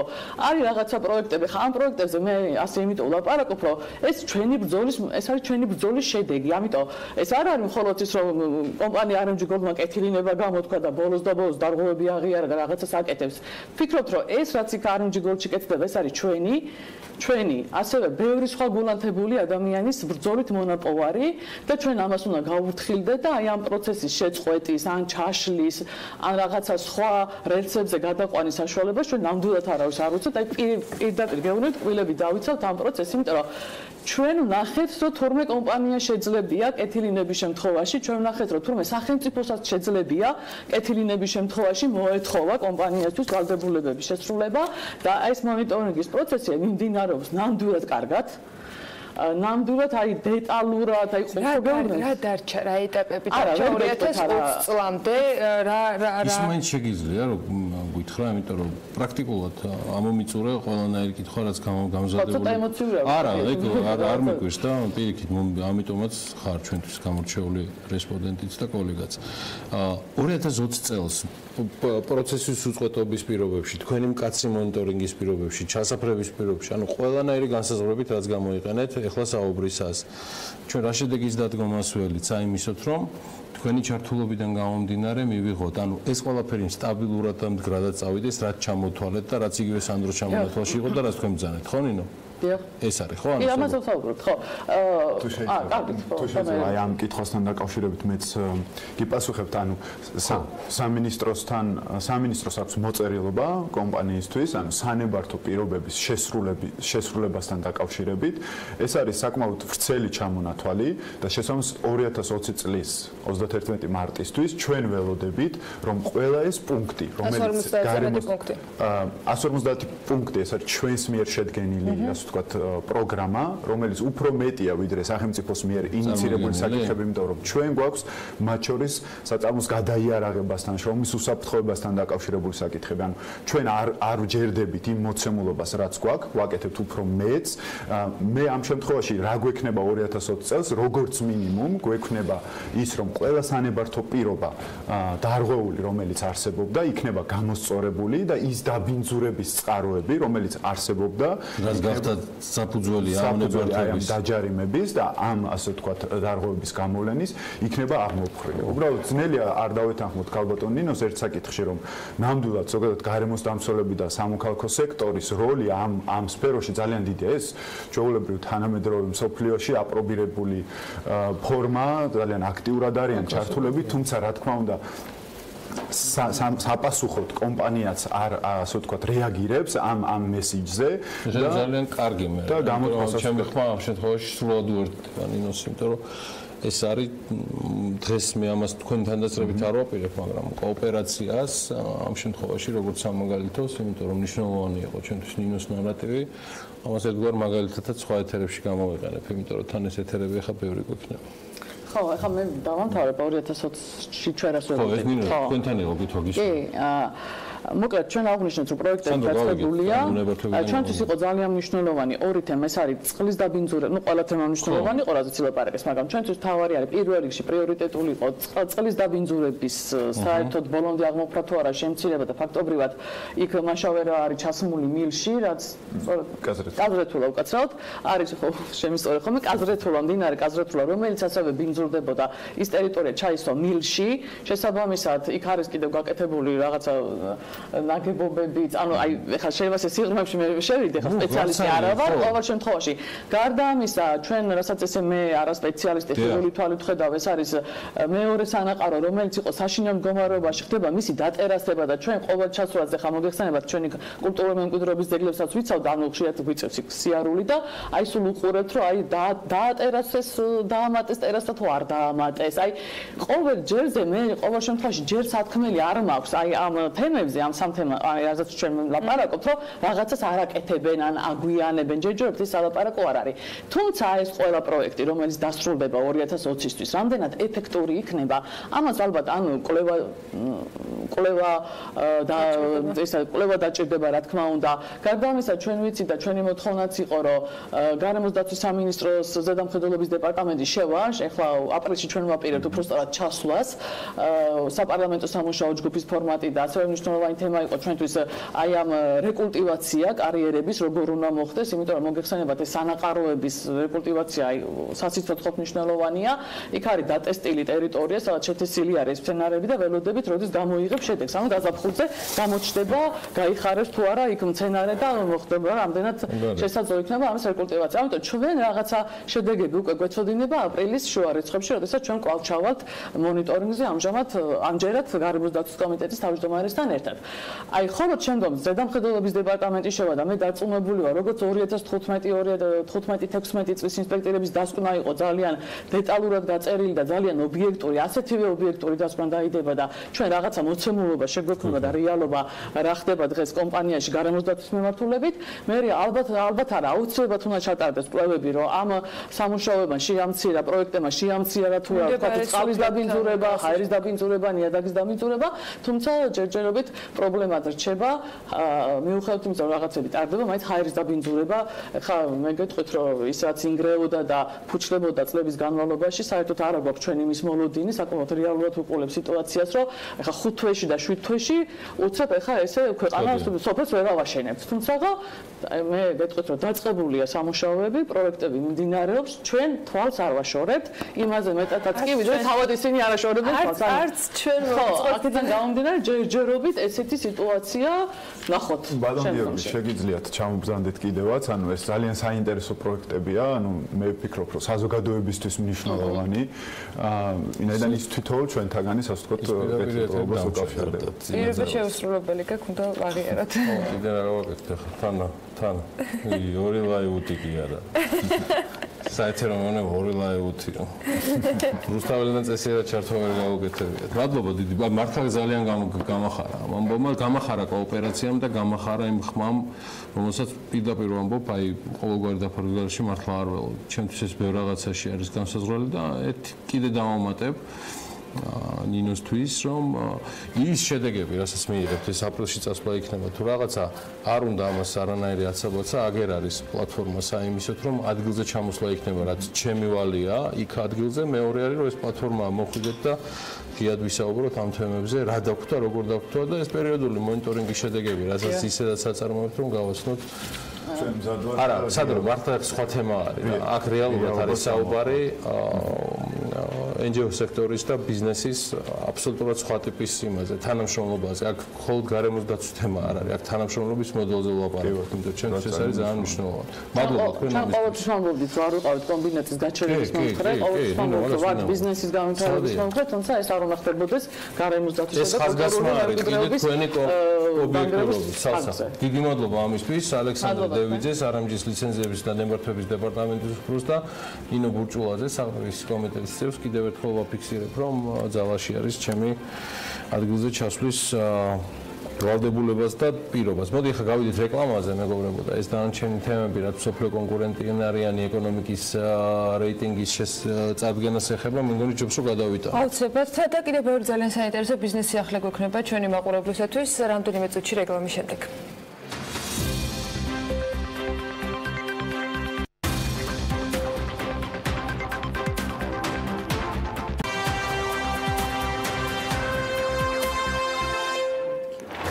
ბიზნესამბუდსმენი ფინანსთა სამინისტროს კონტრფრაქციული საქონლის განადგურების იდეას თავაზობს. დაგროვებითი საპენსიო რეფორმის შეჩერების საკითხს საკონსტიტუციო სასამართლო დღეს განიხილავს.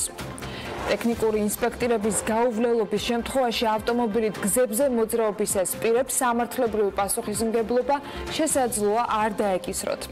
რას გულისხმობს ინიციატივა და კიდევ რა სიახლეები გვაქვს ამ ბლოკში სულ რამდენიმე წამში მოისმენ და დავიწყოთ კიდევ ერთი მნიშვნელოვანი შინაგან საქმეთა მინისტრი ირწმუნება რომ მას ძალიან კარგად ესმის ანაკლის სპორტის მნიშვნელობა საქართველოს უსაფრთხოებისათვის და რომ ანაკლის პროექტი საქართველოს მომავალია. ღრმაწყლოვანი პორტის მნიშვნელობაზე ეკონომიკის მინისტრმაც ისაუბრა. გუშინ გიორგი ქობული აღნიშნავს რომ ხაზარაძის საქმის გამო ინვესტორებისაგან ნეგატიური სიგნალების შესახებ მას არაფერი სმენია. თუმცა თავად მამუკა ხაზარაძე რამდენიმე დღის წინ პარლამენტში თქვა, რომ ინვესტორებისაგან კატასტროფული კომენტარები მოდის.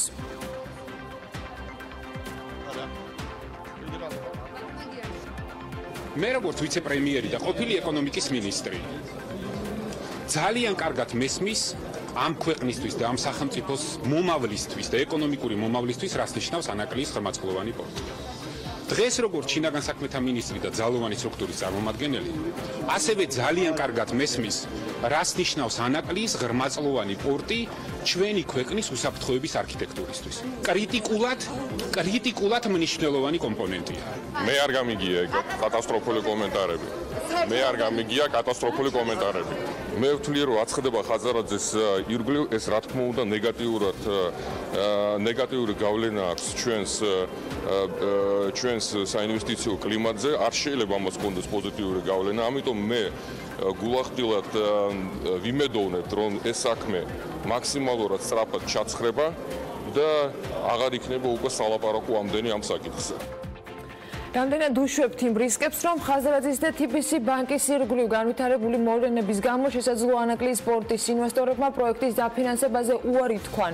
ვიკითხეთ გიორგი ქობულიასთან, მამუკა ხაზარაძე არის უფრო ორგანიზატორი ვიდრე ინვესტორი, ასეთია უკვე მინისტრის პასუხი ჩვენს კითხვაზე. ქობულია ამბობს, რომ ხაზარაძე მხოლოდ ნაწილია პროექტის და ანაკლის პროექტი მის გარეშეც განხორციელდება. მე არ გამიგია კატასტროფული კომენტარები. მე ვთვლი რომ აცხადება ხაზარაძეს ირგვლივ ეს რა თქმა უნდა ნეგატიური გავლენა აქვს ჩვენს საინვესტიციო კლიმატზე, არ შეიძლება ამას კონდეს პოზიტიური გავლენა, ამიტომ მე გულახდილად ვიმედოვნებთ რომ ეს საქმე მაქსიმალურად სწრაფად ჩაცხრება და აღარ იქნება უკვე სალაპარაკო ამდენი ამ საკითხზე. ყველა ამ კითხვაზე პასუხი გიორგი ქობულიასგან იმ ამბის ფონზე მოვისმინეთ, რომელიც ეკონომიკისა და მდგრადი განვითარების მინისტრის თანამდებობიდან წასვლის შესახებ რამდენიმე საათით ადრე გავრცელდა. მედიაში დაიწერა, რომ გიორგი ქობულია თანამდებობას ტოვებდა, თუმცა თავად უარყოფს და ის ამბობს, რომ ეს ინფორმაცია მხოლოდ ჭორებია. როგორც ხედავთ, აქ ვარ, ვაგრძელებ მუშაობას. მე ვემსახურები მართლაც საქმეს და ვემსახურები ამ ქვეყნის საქმეს. ვარაუდობ, რომ შესაძლებელია ეს ვიღაცას არ მოეწონოს და ზუსტად ეს ხალხია, ვინც ყრის ამ ჭორებს. ბიზნესამბუდსმენი ფინანსთა სამინისტროს კონტრაფაქციული საქონლის განადგურების იდეას თავაზობს. კონტრაფაქციული საქონლის ბრუნვის აკრძალვის საკითხზე მისმა აპარატმა პატენტ-რწმუნებულთა ეროვნულ ასოციაციას მიმართა. ასოციაციაში განმარტავენ, რომ ბრუნვიდან ამოღებული კონტრაფაქციული საქონელი სახელმწიფო საკუთრებაში ექცევა და შემდგომი განკარგვის მიზნით ფინანსთა სამინისტროს მომსახურების სააგენტოს გადაეცემა, რაც საერთო წესის შესაბამისად რეალიზაციას ექვემდებარება ელექტრონული აუქცია და მისი კუთვნილის სავაჭრო ობიექტების მეშვეობით. შესაბამისად, სამოქალაქო ბრუნვიდან ამოღებული საქონელი კვლავ ხდება სამოქალაქო ბრუნვაში, რაზეც ასოციაცია უკმაყოფილებას გამოთქვამს. დაგროვებითი საპენსიო რეფორმის შეჩერების საკითხს საკონსტიტუციო სასამართლო დღეს განიხილავს. ხტომაზე გადაწყდება მიიღებს თუ არა სასამართლო საქმეს წარმოებაში, ასევე იმსჯელებს რეფორმის შეჩერების შუამდგომლობაზე. სარჩელის ავტორები იმედოვნებენ, რომ საკონსტიტუციო სასამართლო საქმეს არსებით განხილვაში აუცილებლად მიიღებს, რადგან აშკარაა სადავო ნორმების შემხებლობა საკუთრების უფლებასთან მიმართებით და დისკრიმინაციასთან დაკავშირებით. მოსარჩელები ითხოვენ დამსაქმებლისა და დასაქმებულის მიერ ხელფასიდან 2% გადახდის ვალდებულების შეჩერებას და საპენსიო სისტემაში მოქალაქეების იძულებით ჩართვის გაუქმებას. ბენზინგასამართის სადგურების შემოწმება წინასწარი გაფრთხილების გარეშე მოხდება. ამის შესახებ განცხადება გარემოსდაცვითი ზედამხედველობის დეპარტამენტის უფროსის მოადგილემ ნერი კორკოტაძემ გააკეთა.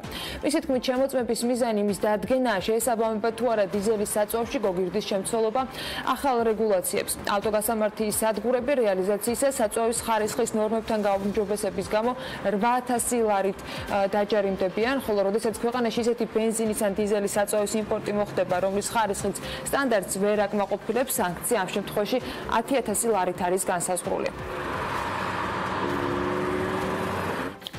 ტექნიკური ინსპექტირების გაუვლელობის შემთხვევაში ავტომობილით გზებზე მოძრაობისას პირებს სამართლებრივი პასუხისმგებლობა შესაძლოა არ დაეკისროთ.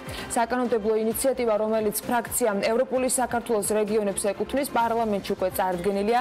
პროექტის განმარტებით ბარათში აღნიშნულია, რომ ინსპექტირების პროცედურების სავალდებულო წესით გასვლა ეკონომიკურ ტვირთს წარმოადგენს იმ პირებისათვის, რომლებიც ავტოსატრანსპორტო საშუალებებით დასახლებულ პუნქტებს შორის დამაკავშირებელი გზებით მუნიციპალიტეტებში გადაადგილდებიან.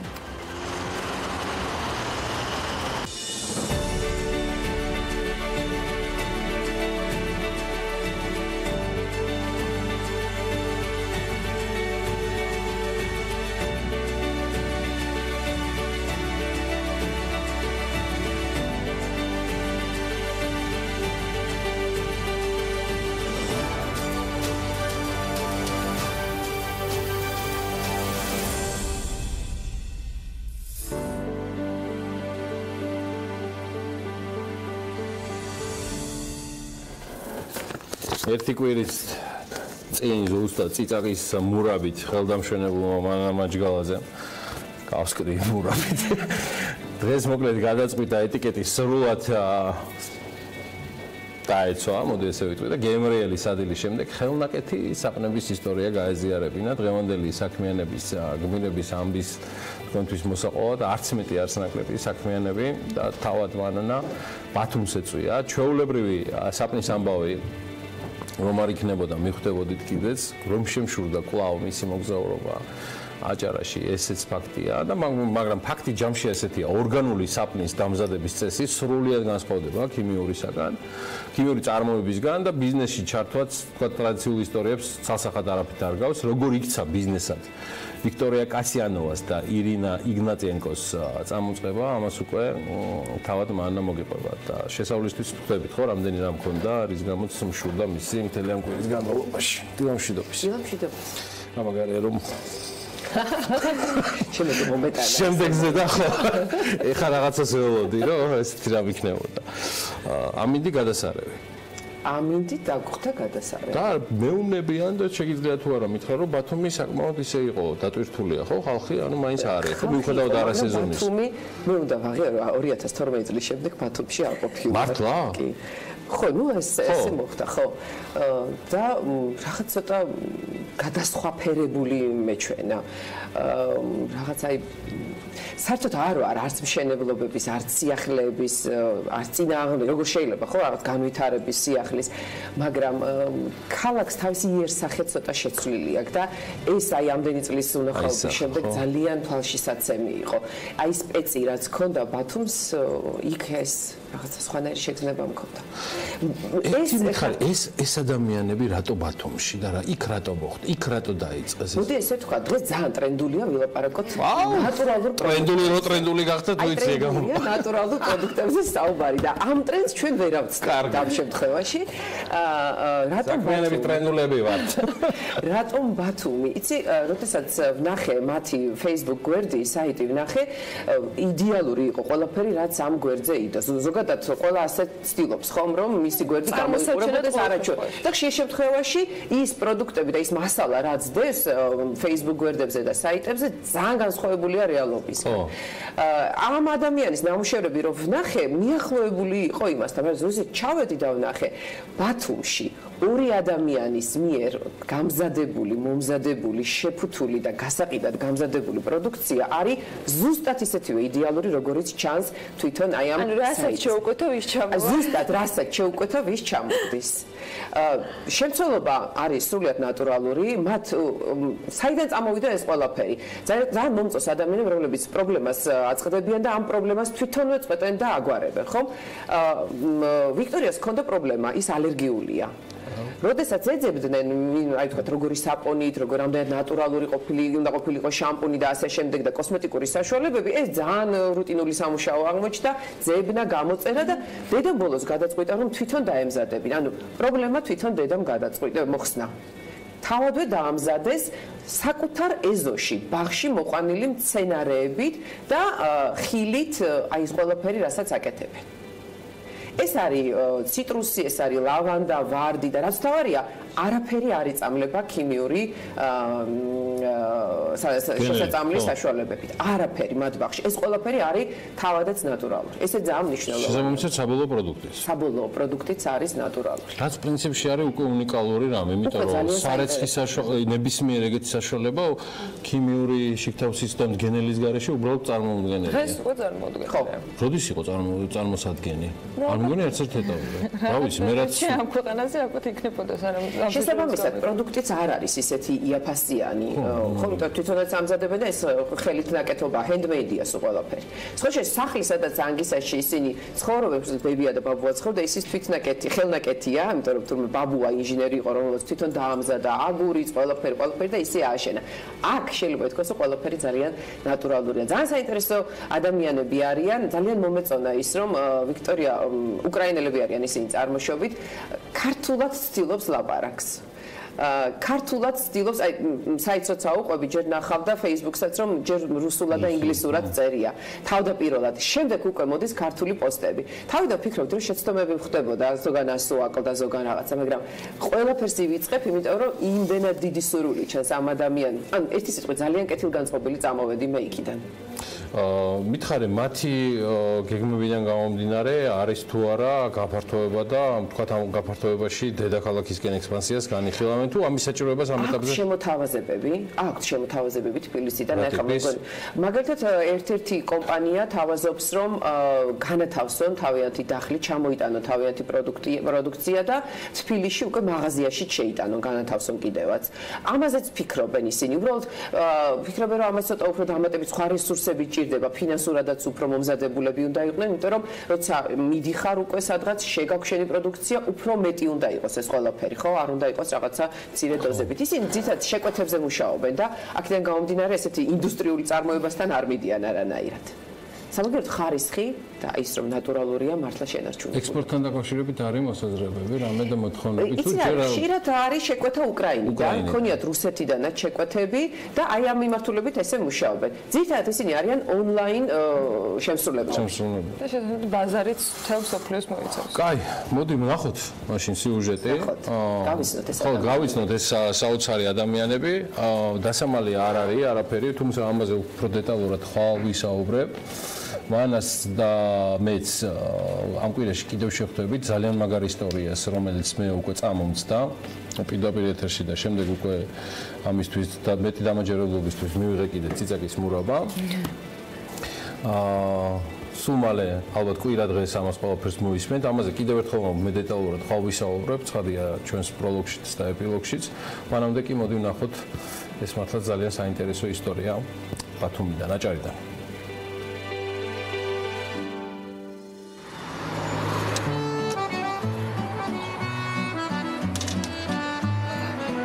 საფალანგისას გადასახელთან მაღალსართულიან კორპუსებს შორის ის სახლი და ბაღი ჯერ კიდევ დგას ბაბუამ ლამის 100 წლის წინ რომ ააშენა და როგორც მათი ნახელავი ეს სახლიც handmade-ია, აგურსაც ბაბუა ამზადებდა. ბაღიც მისი გაშენებულია, დღეს ამ ბაღს ეკობაღს ეძახიან. მოვლის დროს მთავარ პრინციპს არ არღვევენ არანაირი პესტიციდები და არანაირი ქიმია. ეს ბაღი ყველა იმ სუნის და სურნელის საწყისია, რაც ჯერ დედის ახლა მის ნახელავში განსაკუთრებულად იგრძნობა. ლავანდა, ვარდი, ციტრუსი, მაგნოლია, დაფნა, ზაფრანი, ვაშლი, ტყემალი, ჰორტენზიები, ევკალიპტები. ყველა სურნელი იყრის აქ თავს. დღეს უკვე შეფუთულ და ბრენდირებულ ნაწარს კი თამამად აწერია 100%-ით ნატურალური და ხელნაკეთი.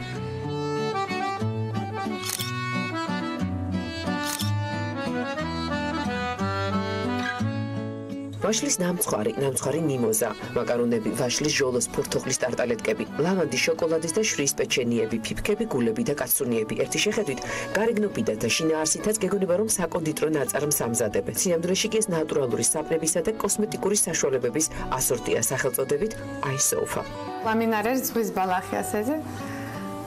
ძალიან ბევრი თვისება აქვს. უმეტესობა იოდი შეიცავს და კანისთვის ძალიან სასარგებლო. ესეც საპონი არის.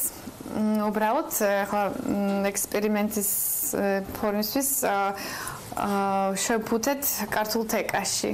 ანუ ქართული საპონი ქართულ თეკაში და გამოჩნდა რომ ძალიან თეკას ძალიან კარგი თვისებები აქვს. ხო, როდესოლდება მე ჩამოდის მაშინ. ხო, იქაფება და როგორც სახეხი გამოიყენება ძალიან კარგად, კარგ პილინგს აკეთებს სკანზე. ყველაფერი კი მით დაიწყო რომ ვიქტორია ალერგიული აღმოჩნდა დედამ ბევრი ძებნის ინტერნეტი ალერგიული საშუალებების დაუსრულებლად გამოწერის შემდეგ გადაწყვიტა თვითონ დაემზადებინა ნატურალური საპნები და ამისთვის საკუთარი ეზოს მცენარეები ყვავილები და ხილი გამოეყენებინა. თუ ტანჯებოდი იმიტომ რომ თუ ჩვეულებრივი შამპუნით დავიბანდე ტალს ან ჩვეულებრივი საპონით ხელს დავიბანდე მქონდა აქერცლება გაღიზიანება კანზე და ჩემს მოვიდა იდეა რომ გაესინჯო და გააკეთო მისით. ახალ საგაზაფხულო არომატის მქონე ნატურალურ საპონს ამზადებს მიმოზით. საპნის უამრავი რეცეპტი არსებობს, მაგრამ ბოლომდე მის დაწერას და გამოქვეყნებას ყველა ერიდება. ვიკას და ირინასაც აქვთ თავიანთი რეცეპტების წიგნი და კიდევ ამ საქმეში გაირკვა რომ მთავარი სიზუსტეა. საპნის გაკეთებაში მთავარი არის რეცეპტის საიდუმლო და ინგრედიენტების პროპორცია. იმიტომ რომ ოდნავ თუ რესტორია, ანუ პროცენტობა ცხიმების აღარ გამოდის იმ თვისებების საპონი, რომელიც გინდა. საპნის დედა ორნაირად მზადდება. საპონი, რომელსაც ძირითადად შენაკეთებ და როცა ძირითადი მასალა უკვე გაქვს, შენ მხოლოდ არომატებს ამატებ. iSofa-ის საპნების უმეტესობა ორგანულია და თავიდან ბოლომდე მათ მიერაა დამზადებული. აბუსელატინის ზეთი არის ამ საპონში, კოკოსის ზეთი, პალმის ზეთი და ზეითუნის უმაღლესი ხარისხის ზეთი. ყველა ეს ზეთები არის საჭმლის დონის ზეთები. დაემატება რა თქმა უნდა ზეთი, კოლორანტი, პიგმენტი, მაგრამ მხოლოდ ნატურალური, ანუ ამზადებ წინასწარ, ანუ კურკუმის, ბოლოკის წვენს. ეს არის ჩვენი მიზანი, რომ ვიყენებ მხოლოდ ჩვენი მცენარეების ექსტრაქტებს. მარკეტინგული ცოდნა არ მიუღიათ, მაგრამ ინტუიცია იმდენად ზუსტი აქვთ, რომ მათი შეფუთვა ის არის, რაც პირველ რიგში განსაკუთრებულ ყურადღებას იქცევს. ასეთი ფორმების სიახლე არ არის, მაგრამ ასორტიმენტში აქვთ მათივე მოგონილი ფორმებიც, ისევე როგორც რეცეპტები. ეს არის სპეციალური მასალა, ჯუტი ქვია, აბსოლუტურად ნატურალური. ჯუტიდან ეს არის ბალახი, ამ ბალახიდან კეთება ასეთი ქსოვილი, ძაფი და ამ ძაფით უკვე ქსოვთ, ხო, ასეთ ხელთათმანებს ძალიან კარგი სამასაჟო თვისებები აქვს, პილინგური თვისებები აქვს. ძალიან მალე მსურველების რიცხვი გაცდა ოჯახის წევრებს, გაჩნდა მამაკაცის ხაზით, საპარსი საშუალებები, ნახშირის დაფნის ორგანული საპნებით, ტანის სახის საპნები, ტონიკები, სახის მოვლის კოსმეტიკური საშუალებები. აქ უკვე მიხვდა ვიქტორია, რომ ნამდვილი ვიქტორიასთვის ახალი ტექნოლოგიების გარეშე არაფერი გამოვიდოდა. დანერგა კიდეც, გვერდი გააკეთა და ყველაზე ხშირად უწევს კითხვებზე პასუხის გაცემა, რომელ კანს უხდება ვარდი ან დაფნა, რას არ უხდება ციტრუსი ან ლავანდა. ვიქტორიამ ქართულის გარდა ინგლისური, რუსული და თურქულიც იცის. განათლებით ეკონომისტმა დეკრეტული შემდეგ გადაწყვიტა ამ საქმეს ბოლომდე მიყოლოდა. საქმეში მეზღვაური მეუღლეთ ჩართო, შორეული ნაოსნობი და ნატურალური და იშვიათი პროდუქტები ჩამოაქვს. ასე აღმოჩნდა მასთან აფრიკული კარიტეს ხის კარაქიც. ირინა რომ არ ჩანს კადრში, ეს პიარ ინტრიგა არ არის. უკრაინელ ქალბატონს რუსულად საჯაროდ საუბარი არ სურს. ვიკაკე სულ უფრო მეტად ცდილობს თავისი ქართული გამართოს. თუ Facebook პოსტებზე შეცდომებს ნახავთ, გაგებით მოეკიდე და იცოდეთ, რომ მისი ქართული სულ უფრო უკეთესი ხდება. ის თავს მკვიდრ ბათუმელად თვლის. პირველი თაობა ბათუმში მაშინ ჩამოვიდა, როცა ბენზეს ბათუმის ნავთობ გადამამუშავებელ ქარხანას აშენებდნენ. ბაბუა ინჟინერი იყო, ასე რომ ეს ქალაქი და ეს ზღვა უკვე დიდი ხანია მისიცა.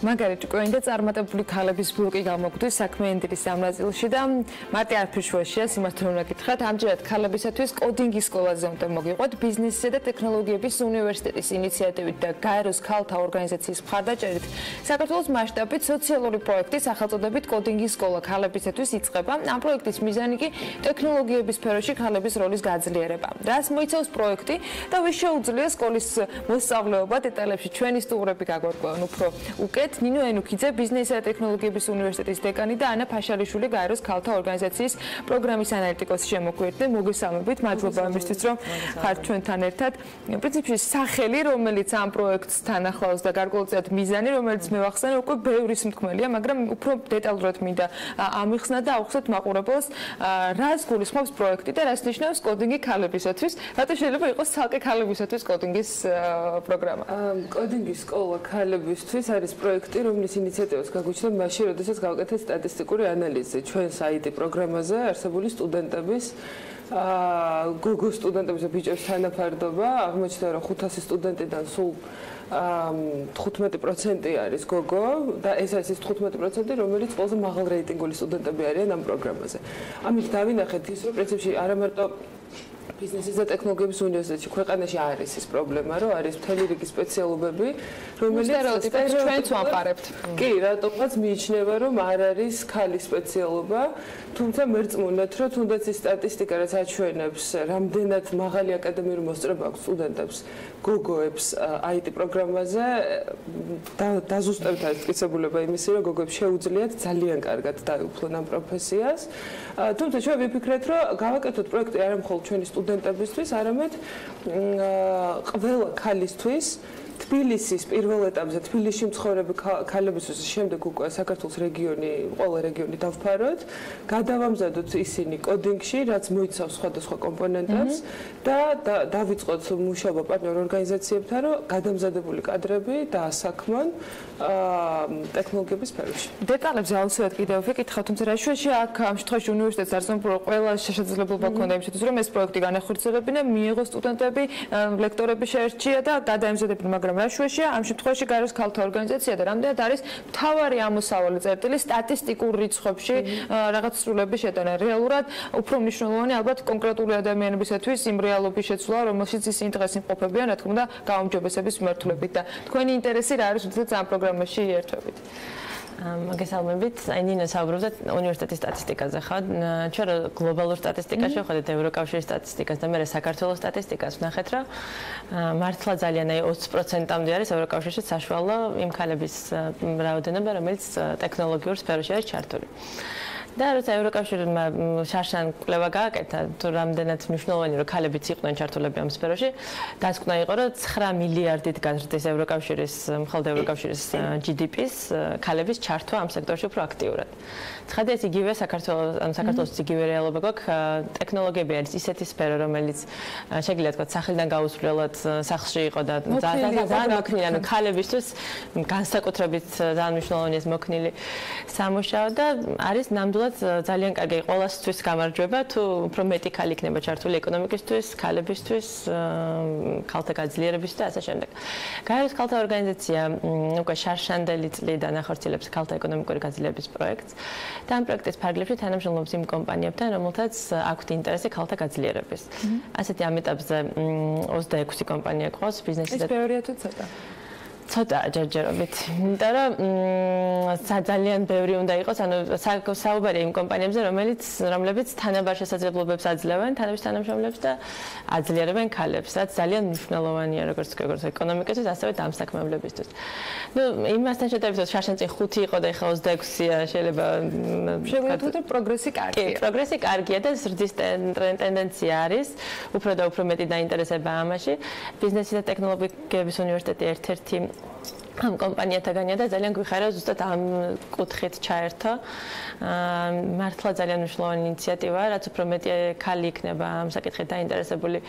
ეს ამ შემთხვევაში ქალების აქტიურობაც განსაკუთრებით მნიშვნელოვანია, რომ მათ შორის ის შესაძლებლობები გამოიყენონ, რომელიც ამ კონკრეტულ შემთხვევაში არსებობს. ნინო დარწმუნებულია, რომ ბევრს გაუჩნდება კითხვა და ინტერესი, როგორ გახდნენ ამ სკოლის მოსწავლეები და მოსწავლეებში არ გულისხმობ, რა თქმა უნდა, 17 წლამდე ასაკის ახალგაზრდებს, რომლებმაც შესაძლოა ვთქვათ რაღაცა პროფესია პროფესია თავიდანვე აერჩიონ.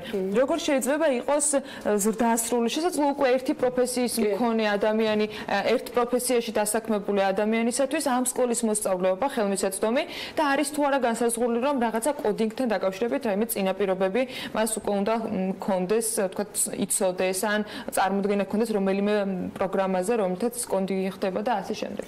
დღეს 7-ის ნახევარზე ბიზნესის და ტექნოლოგიების უნივერსიტეტში იმართება პრეზენტაცია, სადაც დასწრება თავისუფალია და მინდა ვისარგებლო თქვენი ეთერით და დავპატიჟო ყველა ქალი, ვისაც ეს პროექტი აინტერესებს, სადაც დეტალურად ვისაუბრებთ პროგრამის სტრუქტურაზე, შერჩევს კრიტერიუმებზე და სხვა დეტალებზე.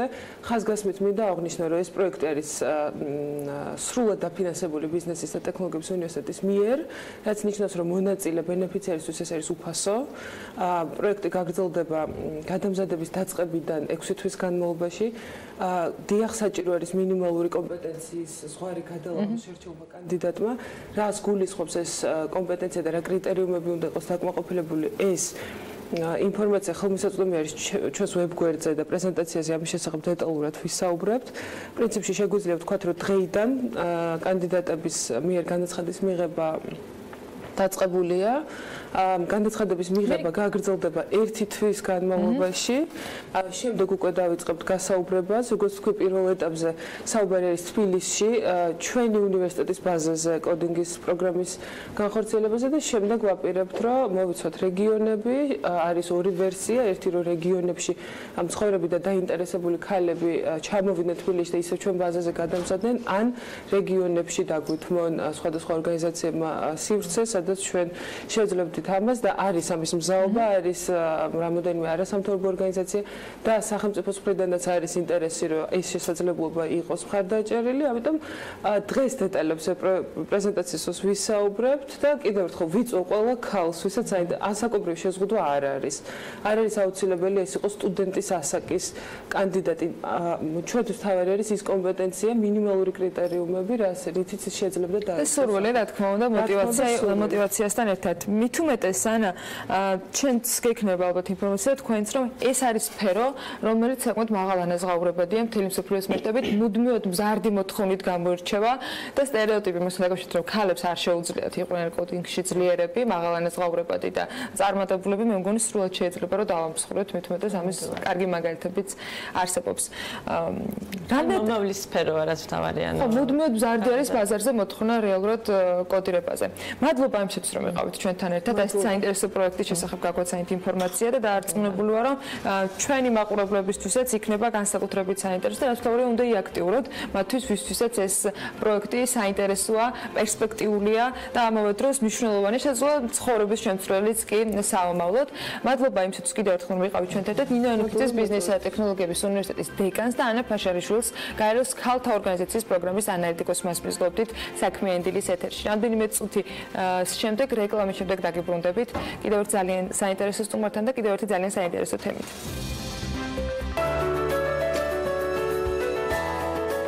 ამინდის პროგნოზის სპონსორია დეველოპერული კომპანია RMG-ი.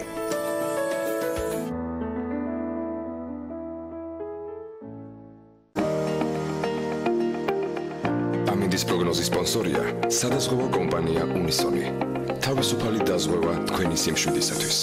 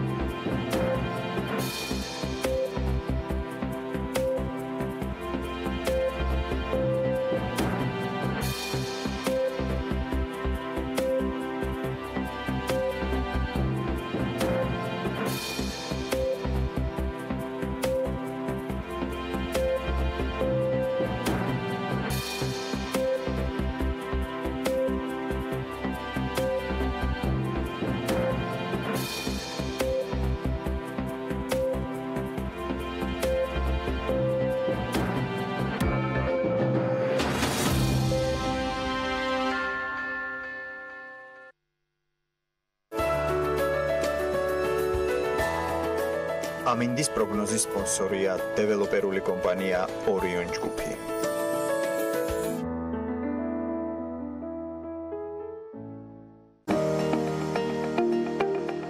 ამინდის პროგნოზის სპონსორია სადაზღვევო კომპანია უნისონი.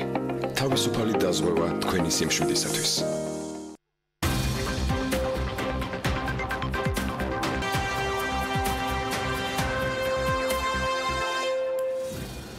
თბილისის მერის, საქართველოს დამსაქმებელთა ასოციაციის და ევროკავშირის ერთობლივი პროექტის მერები ეკონომიკური ზრდისათვის ფარგლებში შექმნილი თბილისის აქსელერატორი 31 იანვრიდან ფუნქციონირებს და უკვე 250-მდე ბენეფიციარს აერთიანებს. აქსელერატორის პარკი იმ ადამიანებისთვის არის შექმნილი, რომლებსაც აქვთ ბიზნეს იდეები და არ აქვთ ცდომა საჭირო რესურსებთან. უფრო მეტ დეტალს ახლა თათია ჩაფიჩაძის და გიორგი დვალის სიუჟეტიდან შევიტყობ და მოგვიანებით სტუმართან ერთად გავაგრძელებთ საუბარს. თითქმის თვენახევარია თბილისში მცირე და საშუალო ბიზნეს სექტორისთვის ბიზნეს აქსელერატორი ამოქმედა. სპარკი არის ადგილი ადამიანებისთვის, რომლებსაც აქვთ ბიზნეს იდეები და არ აქვთ საჭირო ფინანსები მის განსახორციელებლად. სპარკი სტარტაპერებს თავაზობს სამუშაო სივრცეს და ბიზნეს გეგმის მომზადებაში დახმარებას, რაც თავის თავში მოიცავს ფინანსისტის, მარკეტერის, ანალიტიკოსის და ბიზნეს გეგმების შექმნაში დახელოვნებული ადამიანების კონსულტაციებს. სპარკის მიზანია ასევე პროექტში ჩართული ადამიანების შეახვედროს ინვესტორებს, რომელთა დახმარებითაც დამწყები ბიზნესმენი ფულად რესურსებს მოიძიებს.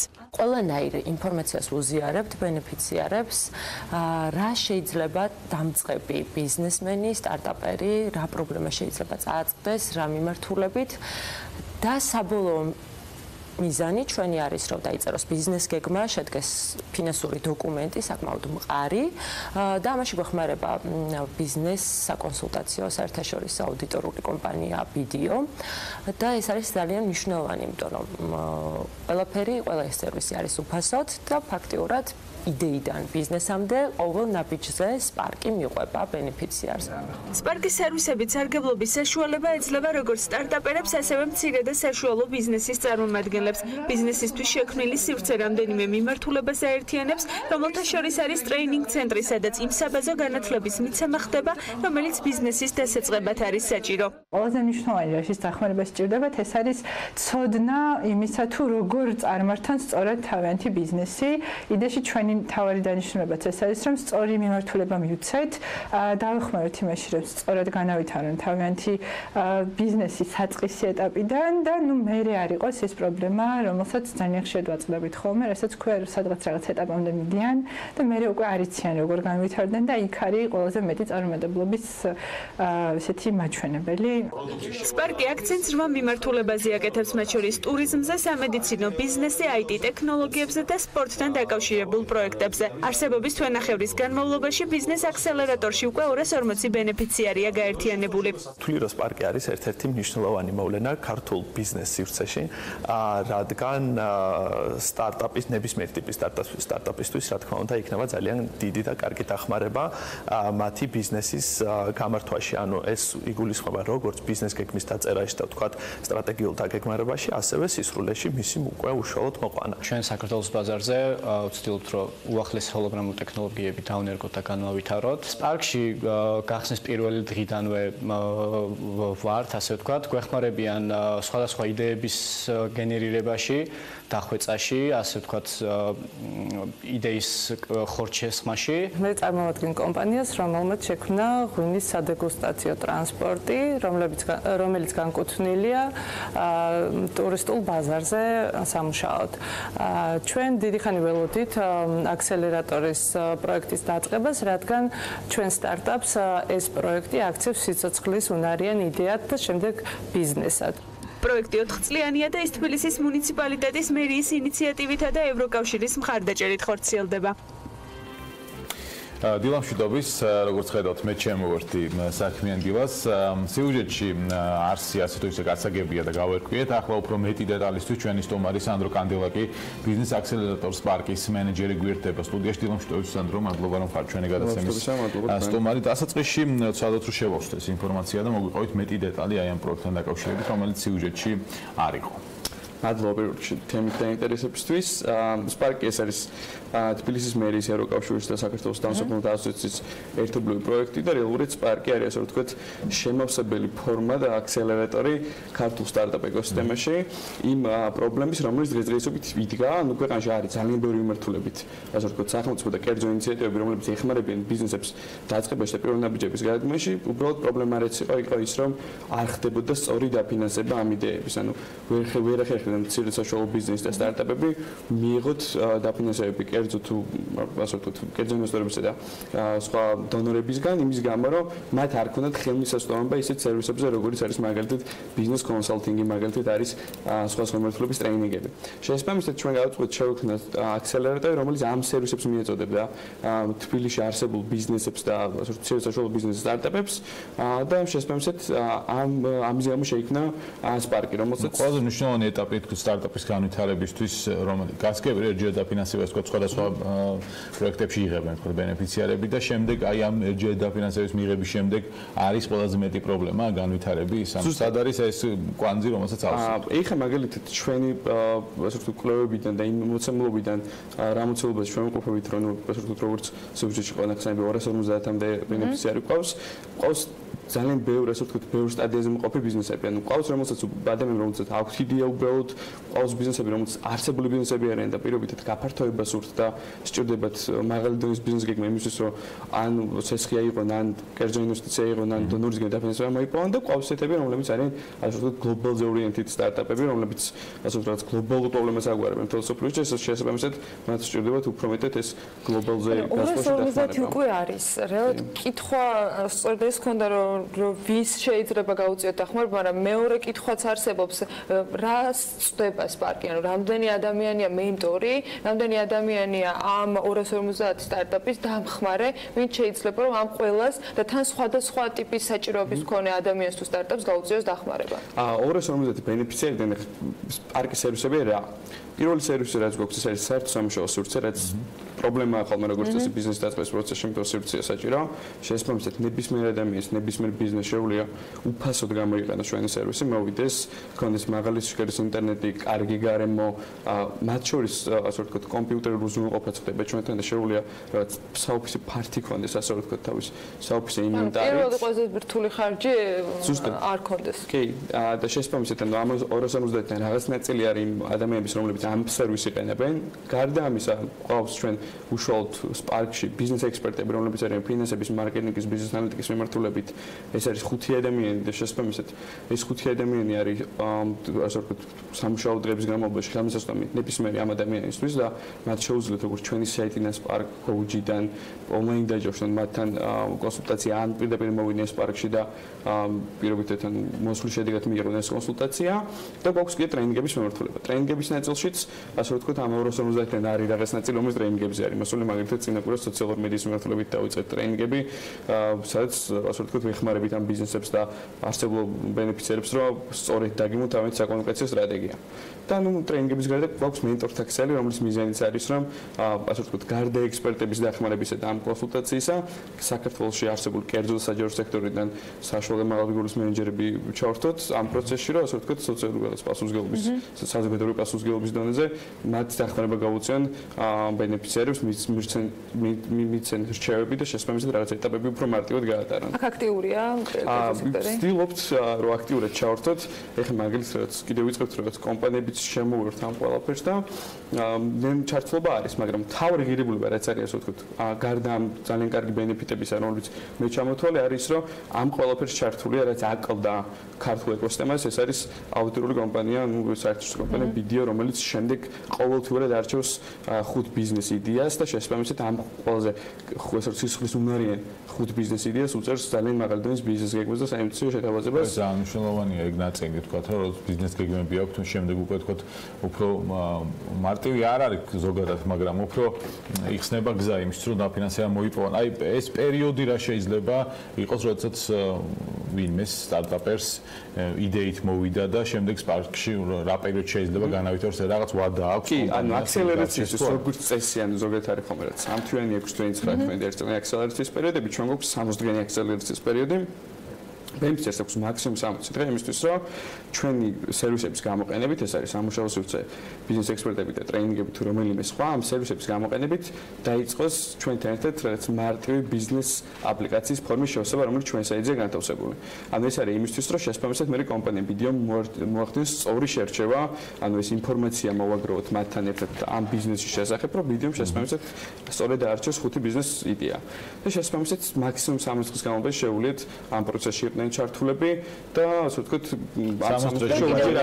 სხვებსაც მიეცეთ შესაძლებლობა, რომ შემდეგ იგივე რესურსს გამოიყენონ. სანდრო, ზუსტ სტატისტიკას არ გთხოვ რა თქმა უნდა, მაგრამ საინტერესოა რა ტიპის პროექტები არის ამ 250 ბენეფიციარიდან გლობალურ, ვთქვათ, პრობლემების გაწყვეტაზე ორიენტირებული ბიზნესები, ყველაზე ვთქვათ, საინტერესო შეიძლება აღმოჩნდეს იგივე მთლიანი ეკონომიკისათვის, რომელიც ქვეყანას აქვს და მეორე მხრივ არ ნაკლებ საინტერესო არის ადგილობრივ, ვთქვათ, ბაზარზე გათვლილი იდეები.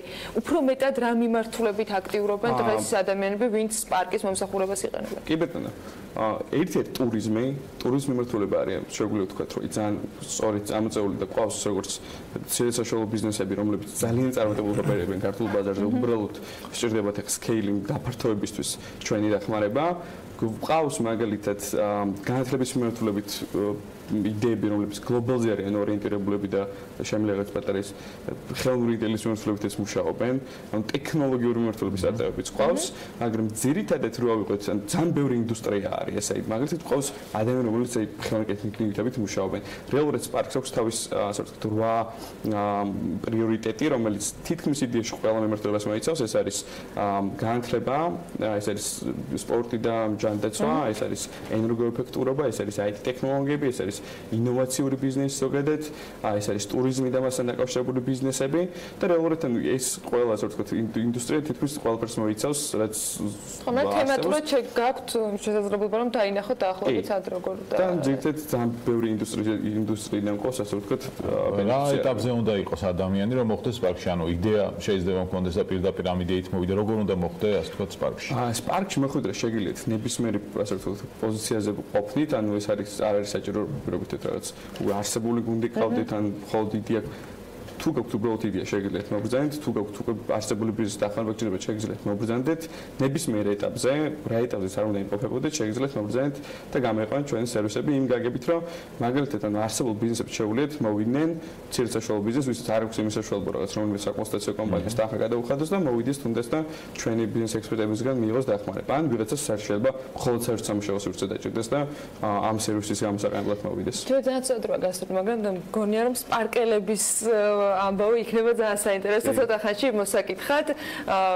სანდრო, მთელი ეს სქემა რაღაცაზე არის დაფუძნებული, რაღაცა შედეგზე და რაღაცა მიზანზე არის ორიენტირებული. აი, რა ვადაში, როდის შეგვიძლია რომ სპარკელების ამბავი უკვე შედეგიანად მოვიკითხოთ, ან თქვენი საორიენტაციო მიზანი რა არის? ჩვენი საორიენტაციო მიზანი არის ის, რომ ერთი რომ ამ ბიზნესების, რომლებიც ინტერესდებიან და შესაბამისად სრულის გამოთქვამენ, რომ ჩვენი სერვისები მიიღონ, მათი დახმარება მოხდეს, ანუ ეს შეიძლება არ იყოს პირდაპირ ჩვენი სერვისების გამოყენება, მაგრამ იყოს რაღაცად მათ წარმატების ასე ვთქვათ საჭიროებას მიიღებენ. დიახ, აი თუნდაც მაგალითად მუშაობთ იმაზე, რომ რაც დავეხმაროთ ამ არსებულ ბიზნესებს, რომლებიც მაგალითად ქართულ პროდუქტს აწარმოებენ, ქართულ ახალ პროდუქტებს ქმნიან, სწორედ მოახდინონ ოპერირება გლობალურ ბაზარზე, მაგალითად გამოიყენონ გლობალური პლატფორმები, Amazon-ი, Etsy და ასე შემდეგ, სადაც ამაზე ვმუშაობთ. ამის გარდა ჩვენი თავარი მიზანია, ასე ვთქვათ, რატომაც არის აქსელერატორი შექმნა, არის რომ მოხდეს დაფინანსების მიღება ამ ბიზნესებისთვის. შესაბამისად, ჩვენი თავარი მიზანია, რომ ერთი რომ სწორედ მოვახდინოთ ამ ბენეფიციარების ზოგადად დახმარება და ხელშეწყობა მათი, შესაბამისად, სწორი აქსელერაცია, მათთვის სწორი ბიზნეს გეგმების დაწერა, ვიდეოსთან ერთად რა თქმა უნდა და შესაბამისად მე სწორი ინვესტირების პოვნა და ამ ყველაფერს დახმარება და რაც შესაბამისად ეკონომიკასაც და გაზრდის და კერძო სექტორს თუ მაქსიმალურად ჩართავთ, ეს იქნება ყველაზე მნიშვნელოვანი და ეს ენჯელ ინვესტორების სახით თუ იქნებიან ისინი ამ პროექტში. შესაბამისად, ზუსტად მაგაზე მითის ახლა მუშაობა, რომ აი ეს კერძო სექტორის დაინტერესება მოხდეს იმ გაგებით, რომ პრობლემაც ეგ იყო აქამდე, რომ იმიტომ არ ინტერესდებოდნენ, რომ ამ ბიზნესებს არ ქონდათ იმის საშუალება, რომ სწორედ ფორმულირებული ბიზნეს შეთავაზებები განეხორციელებინათ, იმიტომ რომ სამწუხაროდ მათ ან ცოდნა არ ქონდათ საკმარისი, ან ფინანსები იმისთვის, რომ იგივე ღირებულება მიიღოთ. შესაბამისად, ჩვენ ვართ ასე ვთქვათ, რაც ვახსენე, რომ ეს რგოლი და ამ პრობლემის გადაჭრა ამ ეკოსისტემაში, რომ ამ ორ ადამიანს საერთო ასე ვთქვათ საქმოს და პეინას ვაძლევთ, რომ შესაბამისად სწორად ფორმულირებული ბიზნეს ოფერების შესწავლაზე მე კერძო სექტორს და სწორად მოხდეს დაფინანსება ამ იდეების. ცოტა ხანში მოსაკითხი ამბავი იქნება ამ იდეების უკვე განხორციელების შემდეგ ის შედეგები, რომელიც სპარკელებისგან შეგვიძლია რომ საქმიან მაყურებელს გავაზიაროთ. მადლობა სანდრო იმისთვის რომ იყავით ჩვენთან ერთად. სანდრო კანდელაკს ბიზნეს აქსელერატორის სპარკის მენეჯერის მასპინძლობთ და სხვათა შორის რეკლამის შემდეგ გავაგრძელებთ თემაზე საუბარს, რომელიც მათ შორის სპარკელებისთვის ერთ-ერთი ყველაზე აქტუალური და საინტერესოა. ტურიზმზე ვისაუბრებთ და იმ ძალიან საინტერესო ინიციატივებზე, რომელიც ასოციაციას აქვს, რა თქმა უნდა, გეგმებზე და გამოწვევებზე ამასთან ერთად. ძალიან მალე რეკლამის შემდეგ დაგიბრუნდებით.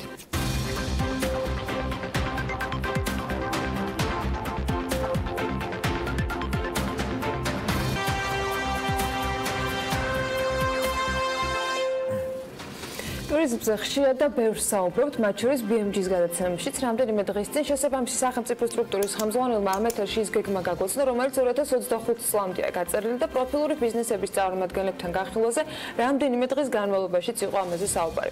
დღეს კერძო სექტორის ხედვები გვინდა რომ გაგიზიაროთ, თავად როგორ ხედავენ მათი სფეროს და ბიზნესის მომავალს. საქართველოს ბიზნეს ტურიზმის ასოციაციამ საკუთარი ხედვა და განსახორციელებელი გეგმა პუნქტობრივად წარმოადგინა და რაც შესაბამისად ჩვენს მაყურებელსაც აუცილებლად გავაცნობთ. ავტორების მისია საქართველოში ტურიზმში ბიზნეს ინდუსტრიის წამყვანი პლატფორმა გახდეს და ამისთვის საქართველოს ბიზნეს ტურიზმის ასოციაციის წევრებს შესაბამისი საშუალებებით მეხსნებათ უფრო კონკრეტულად რა მიზნებზე ხედვებს და საშუალებებზე აკეთებენ სწორებას ასოციაციის წევრები ამაში უკვე თავად გაგვერკვევენ ჩვენი სტუმრები არიან ირმა კოდუა საქართველოს ბიზნეს ტურიზმის ასოციაციის დამფუძნებელი და სამართლუყურო საბჭოს წევრი ელენე ოთარაშვილი საქართველოს ბიზნეს ტურიზმის ასოციაციის დამფუძნებელი და სამართლუყურო საბჭოს წევრი ასევე და ამირან ივანიძე საქართველოს ბიზნეს ტურიზმის ასოციაციის დამფუძნებელი და პრეზიდენტი. დილამშვიდობის მოგესალმებით, მადლობა გადაცემაში მოგესალმებით. ელენე, მოდი შენგან დავიწყოთ.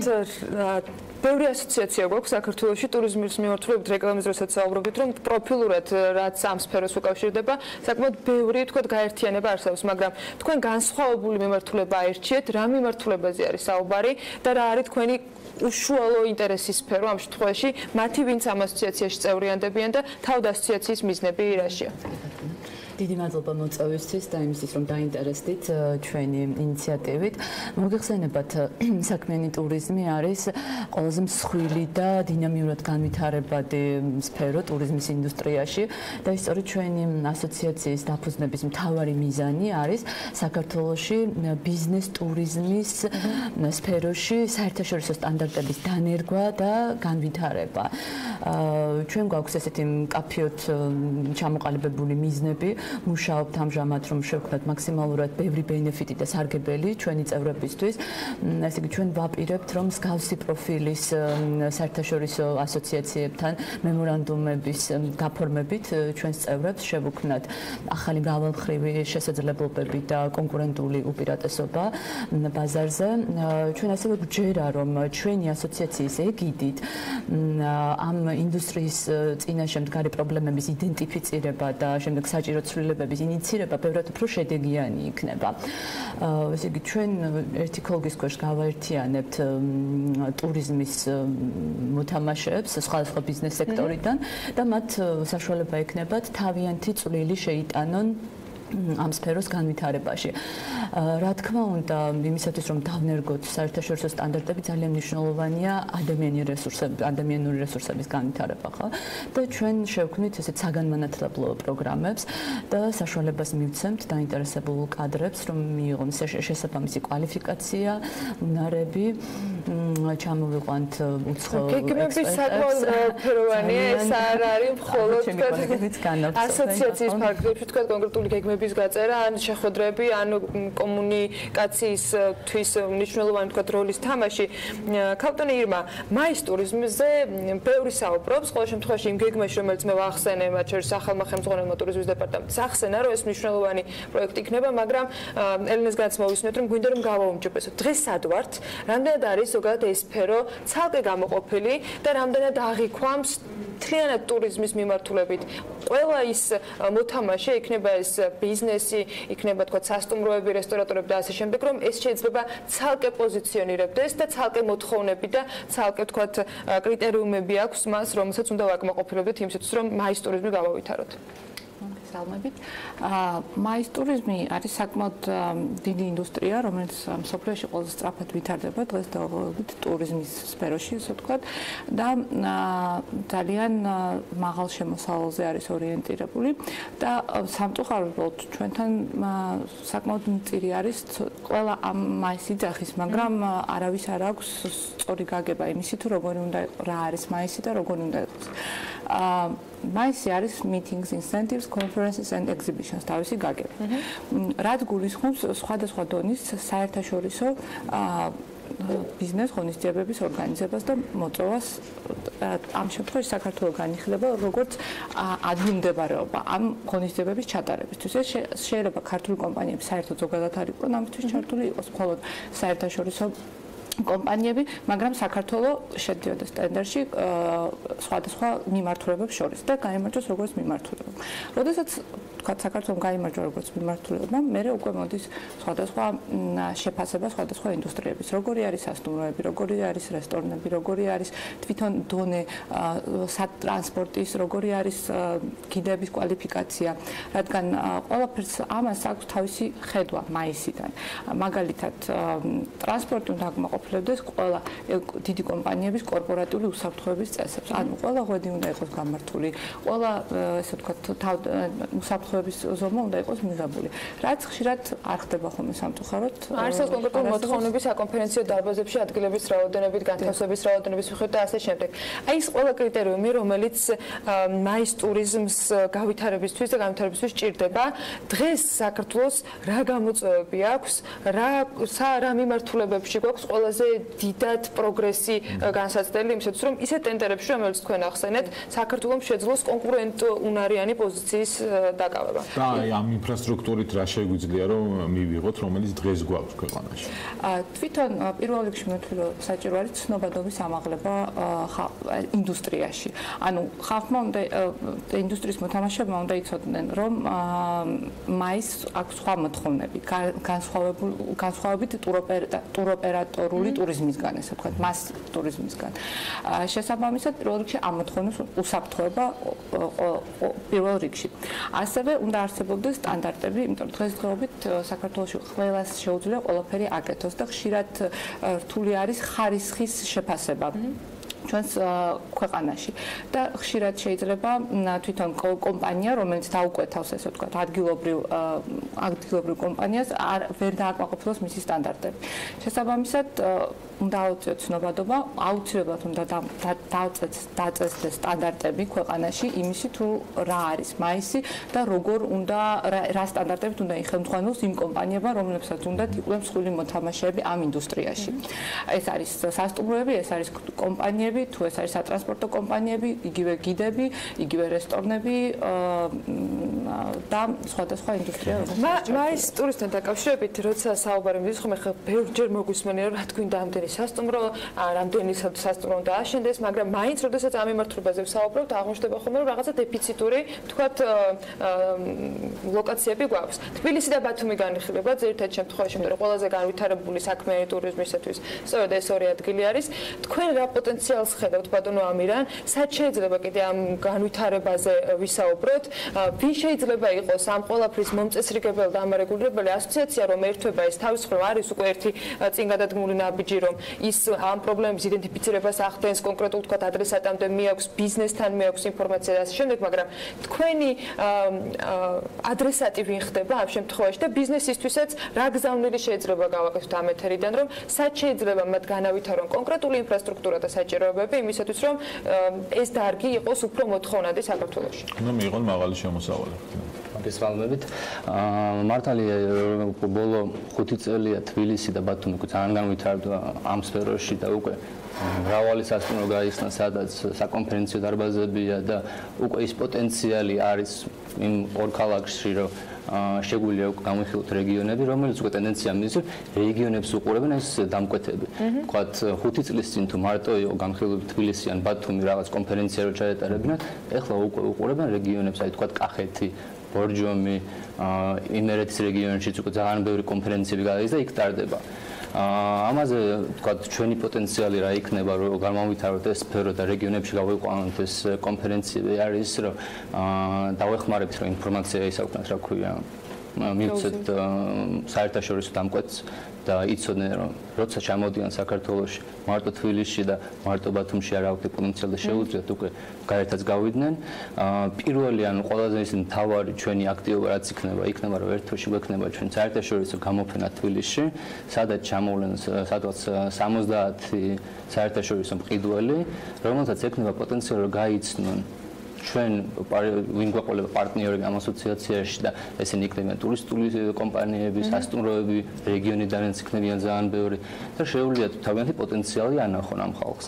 ხო და ეს იქნება პირველი აქტივობა, ეგეთი მრავალი გვექნება კიდევ. ალბათ უნდა დავახვედროთ ხო რაღაცა ინფორმაცია, როცა ვსაუბრობთ იმაზე, რომ უნდა იყოს შეფასების კრიტერიუმები, იგივე სასტუმროებთან დაკავშირებით, ბევრჯერ გვისაუბრია, რომ ვარსკვლავების მინიჭებასთან დაკავშირებით, რომელიც ზოგან ვარსკვლავია და ზოგან შესაძლოა სხვა ფორმით ხდება, განსაზღვრა სასტუმროს დონის, ჩვენთან არ არის რეგულირებადი და თავად განსაზღვრავს მფლობელი რამდენი ვარსკვლავი შეიძლება იყოს, თუ არ არის საერთაშორისო ბრენდი. იგივე ხდება გიდების შემთხვევაშიც. ერთის მხრივ რეგულირების მომხრე შეიძლება თქვა ბევრი რამის არ უყოთ, მაგრამ როდესაც ჩვენ პოტენციურად ვესაუბრებით პარტნიორებს, რაღაცის მიხედვით შეფასების საშუალება მათ უნდა ჰქონდეთ. აი თქვენთვის ტურიზმის ადმინისტრაცია არის ის ადრესატი, ვისთანაც შეიძლება ლაპარაკი იმაზე, რომ მოდით ამ ნაწილში რესტორნებს, სასტუმროებს და სხვა ამ დარგში, თქვა საჭირო ინფრასტრუქტურას რაღაც კლასიფიკაცია მივანიჭოთ? ერთი ის არის რა ქვია სტრუქტურა ახლა ტურიზმის ადმინისტრაციაში როგორც საკონვენციო ბიურო, რომელიც მაგაშოება რა თქმა უნდა რომ ანიჭებს წევრები ყავს და სადღაც 48 წევრი ყავს დღეს ეს არის წამყვანი სასტუმროები და წამყვანი DMC კომპანიები ანუ ტურისტულები რომელიც მუშაობენ DMC იმაში რა ქვია მაის სფეროში და ძირითადად დღესდღეობით ის თუ არის რაღაც რეკომენდირებული კომპანიები და სასტუმროები ხდება через საკონვენციო ბიურო რომელიც არის წამყვანი თქვათ სტრუქტურა ამ ინდუსტრიაში დღესდღეობით და თუ კერძო სექტორს ან თქვათ საერთაშორისო დამკვეთს აქვს რამე კითხვა და რჩევა შეუძლია მიმართოს საკონვენციო ბიუროს და იქიდან უკვე ექნება რაღაც ისენი რა ქვია შედეგები მაგალითად. თქვენ ახსენეთ რომ აქ იქნება გამოფენა სადაც საშუალება ექნებათ იგივე დამკვეთებს რომ ადგილზე გაესნო პარტნიორებს რომელიც თქვენ გიყოლებთ მაგრამ არის თუ არა თქვათ ეწყობა თუ არა საერთაშორისო გამოფენები სადაც თქვენ უკვე გეგმავთ რომ აქტივობა ქონდეს შეიძლება თუ არა ამ კუთხით რომ ბიზნეს ტურიზმი მოვიზიდოთ ქვეყანაში რომ წავიდეთ სხვა ქვეყანაში ვესაუბროთ მათ რომ ეს საშუალებები და შესაძლებლობები გვაქვს და იცი რა ჩამოდი ჩვენთან და უკეთესი გარემოა. ანუ ეგ სულ კარგია როცა უცხოეთში მივდივართ ახლა ძალიან ბევრი კომპანია და თვითონ ტურიზმის ადმინისტრაცია და 22 გამოფენაზე მგონი წელს და სულ კარგია რომ დადიხარ უცხოეთში და ამას უყვები ხალხს რომ ჩვენთან კარგია ლამაზია ჩამოდით მაგრამ მეორე კუთხით ბევრად ჯობია რომ აქ ჩამოყავს და უკვე ეს ხალხი თვითონ ახლობენ თავიანთვალის რა პოტენციალია ქვეყანას. ხოდა ეგ არის ეს შედეგი ამ გამოფენის რომ გეგმები ძალიან საინტერესოა, მაგრამ უნდა ვიკითხო შენთან კიდევ ერთხელ ვის შეუძლია გახდეს ამ ასოციაციის წევრი, რომ იყოს თანამონაწილე ერთის მხრივ სწორედ ამ გამოფენის ორგანიზებაში, ამ კომუნიკაციაში, იმ საგანმანათლებლო მიმართულებით დაგეგმილ პროექტებში და ასე შემდეგ. რა დარგისთვის, რა ბიზნესებისთვის ხართ თქვენ ღია და ვისთვის არის შეთავაზება, რომ ასოციაციის წევრობა მიიღოს? ტურიზმის ასოციაციაში შეიძლება ჩაერთოს ტურიზმის სფეროში მომიჯნავე, უпростоრეთ ასე ვთქვათ, მოთამაშე ნებისმიერი კომპანია, ასევე მომიჯნავე დარგები, რომელიც შედის ამ ინდუსტრიაში და ჩვენ უკვე დავიწყებთ ახლა აქტიურ მუშაობას, რომ ჩვენი პოტენციური წევრები, ასე ვთქვათ, დავაინტერესოთ ჩვენი ასოციაციით და დავაინტერესოთ იმ ღონისძიებებით, რომლებიც უკვე დაგეგმილი გვაქვს. გარდა ტურიზმის ადმინისტრაციისა, ვინ იქნება, ასე ვთქვათ, საკომუნიკაციო მეგულისხმობ სამთავრობოს, აი მუნიციპალიტეტები, იგივე რეგიონები ვახსენეთ, ხო და იქ შეიძლება ბევრი გამოწვევა და თავად შეიძლება მუნიციპალიტეტმა არ იცის. ამ იდენტიფიცირების შემდეგ იქნება თუ არა, თქო, მუნიციპალიტეტისთვისაც ინფორმაცია ღია თქვენი მხრივ. რა თქმა უნდა, დავიწყოთ იმით, რომ არსი ზოგადად ამ ასოციაციის შექმნის იყო ის, რომ პლატფორმა არსებობდა, სადაც სექტორის წარმომადგენლები ისაუბრებენ სექტორში არსებულ პრობლემებზე და ასოციაცია იქნება რაღაც კუთხით ხიდი, დამაკავშირებელი ხიდი სახელმწიფო სტრუქტურებთან და ამ პრობლემების, ასე ვთქვათ, ერთი ხმით, ინდუსტრიის ხმით ამ პრობლემების აღნიშვნა და ამ პრობლემების დაყენება და რაღაც გადაწყვეტის გზები სექტორების შეთავაზება ასევე. შესაბამისად, რა თქმა უნდა, რეგიონებში, იგივე აჭარის რეგიონში დგას ძალიან დიდი პრობლემა ტრანსპორტირების კუთხით. ერთ-ერთი ყველაზე, ესე ვთქვათ, მნიშვნელოვანი თემა არის, რომელიც დასამუშავებელი არის როგორც აჭარის ავტონომურ მთავრობასთან, ასევე საქართველოს ეკონომიკასთან, აეროპორტებთან, იმიტომ რომ რაღაც ღონისძიებები არის ჩასატარებელი იმისთვის, რომ არა სეზონში და როდესაც სასტუმროები ფაქტურად სარიელი არის, მოვიზიდოთ რაც უფრო მეტი დამსვენებელი ღონისძიება ზუსტად აი ამ კორპორატიული ასე ვთქვათ დამსვენებლები. რეალურად შეძლოს მათ შორის ბათუმი რომ 4 სეზონის ვთქვათ ტურისტული ცენტრი იყოს და არა მხოლოდ ბათუმა. ძალიან საინტერესო ვთქვათ შესაძლებლობას ხსნის მაის ტურიზმი საქართველოსთვის, განსაკუთრებით რეგიონებისათვის. თბილისი ნამდვილად არ შეიძლება იყოს ამ შემთხვევაში ცენტრი, თუმცა იგივე ინფრასტრუქტურის ნაწილში ვფიქრობ, რომ მნიშვნელოვანი გამოწვევები იქნება და უახლოეს მომავალში შეგვეძლება რომ გავაახლოთ ინფორმაცია, რა შედეგებზე შეიძლება გავიდეთ, რა ახალი გამოწვევები დაემატება, ან რა დაძლეული ვთქვათ პრობლემები შეიძლება ჩამოვთვალოთ. და როცა ჩვენ ერთ პატარა სტატისტიკურ მონაცემს მოვიყვან, ესე იგი მსოფლიო ტურიზმის ნაკადში საქმიანი ტურიზმის წილი ტურისტების არის 20-25% და ამასთან ერთად შემოსავლების ნაწილში ეს არის საერთო ბრუნვის 60%. ანუ აი ძალიან თანაფარდობაა, ესე იგი რამდენად შემოსავლიანი სფეროა ნამდვილად, მით უმეტეს როცა დეკლარირებულად ვიცით რომ მთავარი მიმართულება ახლა ტურიზმის ნაწილში არის სწორედ მაღალმხარჯველი ტურისტების მოზიდვა საქართველოში. მადლობა თქვენ და წარმატებას გისურვებთ. მუდმივად გავაახლებთ ინფორმაციას და ნებისმიერ შემთხვევაში ველოდებით სიახლეებს თქვენგან. ძირმა კოდოა საქართველოს ბიზნეს ტურიზმის ასოციაციის დამფუძნებელს და სამეთვალყურეო საბჭოს წევრს ელენე უთარაშვილს, ამავე ასოციაციის დამფუძნებელს და სამეთვალყურეო საბჭოს წევრს და ამირან ივანიძეს, საქართველოს ბიზნეს ტურიზმის ასოციაციის ამავე ასოციაციის დამფუძნებელს და პრეზიდენტს მასპინძლობდით საქმიანი დილის ეთერში. ვიდრე სტუმრებს გავაცნობთ, მინდა რომ ერთი სიუჟეტი დაგიტოვოთ. საქართველოს მსოფლიო კონკურენტუნარიანობის ეკონომიკის რეიტინგის შესადგენად მსოფლიო ეკონომიკურმა ფორუმმა შეცვლილი მეთოდოლოგია გამოიყენა, რის მთავარი მიზეზიც ეგრეთ წოდებული მეოთხე ინდუსტრიული რევოლუცია გახდა. ამ ერაში ინოვაციებისა და ტექნოლოგიებისადმი მზაობა განსაკუთრებულ როლს იძენს. მსოფლიოს კონკურენტუნარიანობის 2018 წლის ბოლოს გამოქვეყნებული ინდექსის მიხედვით მსოფლიოს 10 ყველაზე კონკურენტული ეკონომიკის მქონე ქვეყნების ჩამონათვალი შედგენილია. ნიუ ონგურაშვილმა ის ერთ სიუჟეტში მოაქცია და მოდით ნახოთ როგორ გამოიყურება ათეული.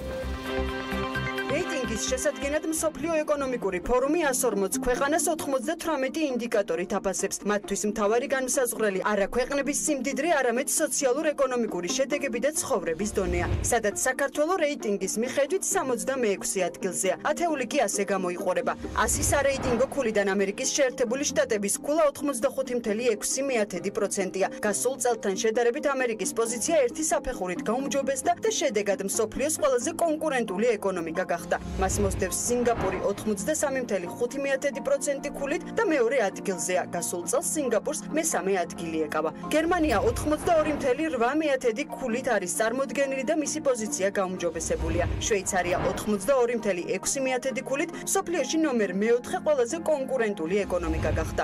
იაპონია 82.5 ქულით პოზიცია წინა წელთან შედარებით ერთი საფეხურით გაუმჯობესდა. ნიდერლანდების სამეფო 82.4 ქულით ქვეყანა მეექვსე ადგილზე აღმოჩნდა, ნაცვლად გასული წლის მეოთხე ადგილისა. ჰონგ-კონგი 82.3 ქულით წლის პოზიციასთან შედარებით ერთი საფეხურით გაუარესებული მაჩვენებელია. გაერთიანებული სამეფო 82 ქულით მერვე ადგილზე შენარჩუნდა. შვედეთმა 81.7 ქულით მეშვიდედან მეცხრე ადგილზე გადაინაცვლა. 80.6 ქულით ათეულს დანია ასრულებს, რომელიც გასული წლის რეიტინგში მე-12 პოზიციაზე იყო. საქართველოს საბოლოო ანუ 2018 წლის რეიტინგში 66 ადგილს იკავებს. 2017 წელს საქართველოს 125 ქვეყანას შორის 67 ადგილზე იყო. თუმცა აღსანიშნავია, რომ ამავე წელს საქართველოს რეიტინგში 8 საფეხურით ჩამოქვეითდა. შესაბამისად 2018 წლის მაჩვენებელი კვლავ ჩამოუვარდება 2016-2017 წლის მონაცემებს. რაც შეეხება საქართველოს მეზობელ ქვეყნებს, აზერბაიჯანის სიაში 79 ადგილზეა, სომხეთი 71-ზე, თურქეთი 71-ზე, ხოლო რუსეთი 53 ადგილზე.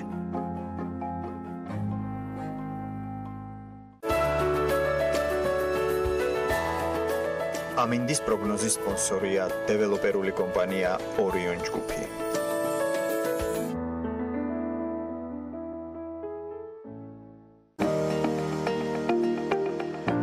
ამინდის პროგნოზის სპონსორია სადაზღვევო კომპანია უნისონი. თავისუფალი დაზღვევა თქვენი სიმშვიდისათვის.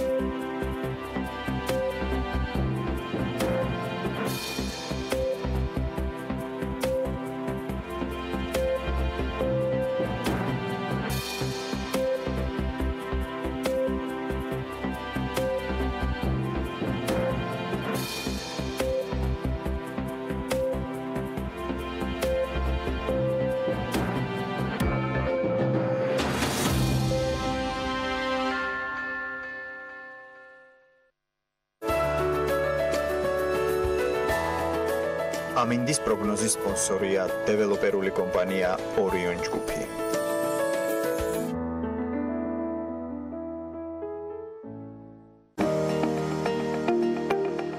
ამინდის პროგნოზის სპონსორია სადაზღვევო კომპანია უნისონი. თავისუფალი დაზღვევა თქვენი სიმშვიდისათვის.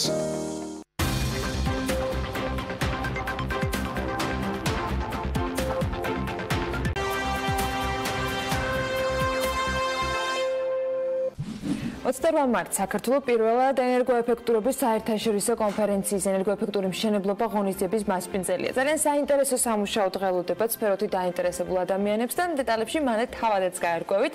ვიდრე ლიკა ქარდავა სტუმრებთან ერთად ამ ამბის მნიშვნელობას დღის წესრიგზე საქმის კურსში ჩაგვაყენებს, მოკლედ გეტყვით, რომ ამ ღონისძიების ფარგლებში გლობალური კომპანიების წარმომადგენლები ისაუბრებენ შენობების სერტიფიცირების მოდელებზე, გზებზე თუ როგორ ავაშენოთ ენერგოეფექტური შენობები და როგორ ვაქციოთ ძველი მშენებლობები ენერგოეფექტურად. ქართულ პარტნიორებთან ერთად კონფერენციას ენერგოეფექტური მშენებლობა სპიკერები იქნებიან ძალიან საინტერესო წარმომადგენლები, დიდი გამოცდილების მქონე საერთაშორისო კომპანიებიდან, რა თემებზე გამახვილდება ყურადღება, ვისთვის არის კონფერენცია, ვიზია გათვლილი და რატომ უნდა დავესწროთ, ამაში პროპერტი ჯორჯიას მმართველი პარტნიორი ლიკა ქარდავა და მასთან ერთად ქეთი ტაბატაძე გაგვარკვევენ. სტუდიაში სტუმრად შემოგვიერთდა ასევე შალვა ძიძიგური, ინოვაციური ბიზნეს გადაწყვეტილებების ცენტრის დამფუძნებელი და დირექტორი და მივესალმები მათ. ლიკა დილამშვიდობის. ანე, ძალიან დიდი მადლობა ღონისძიების ესე მნიშვნელოვანი წარმოდგენისთვის და დეტალების გაცნობისთვის.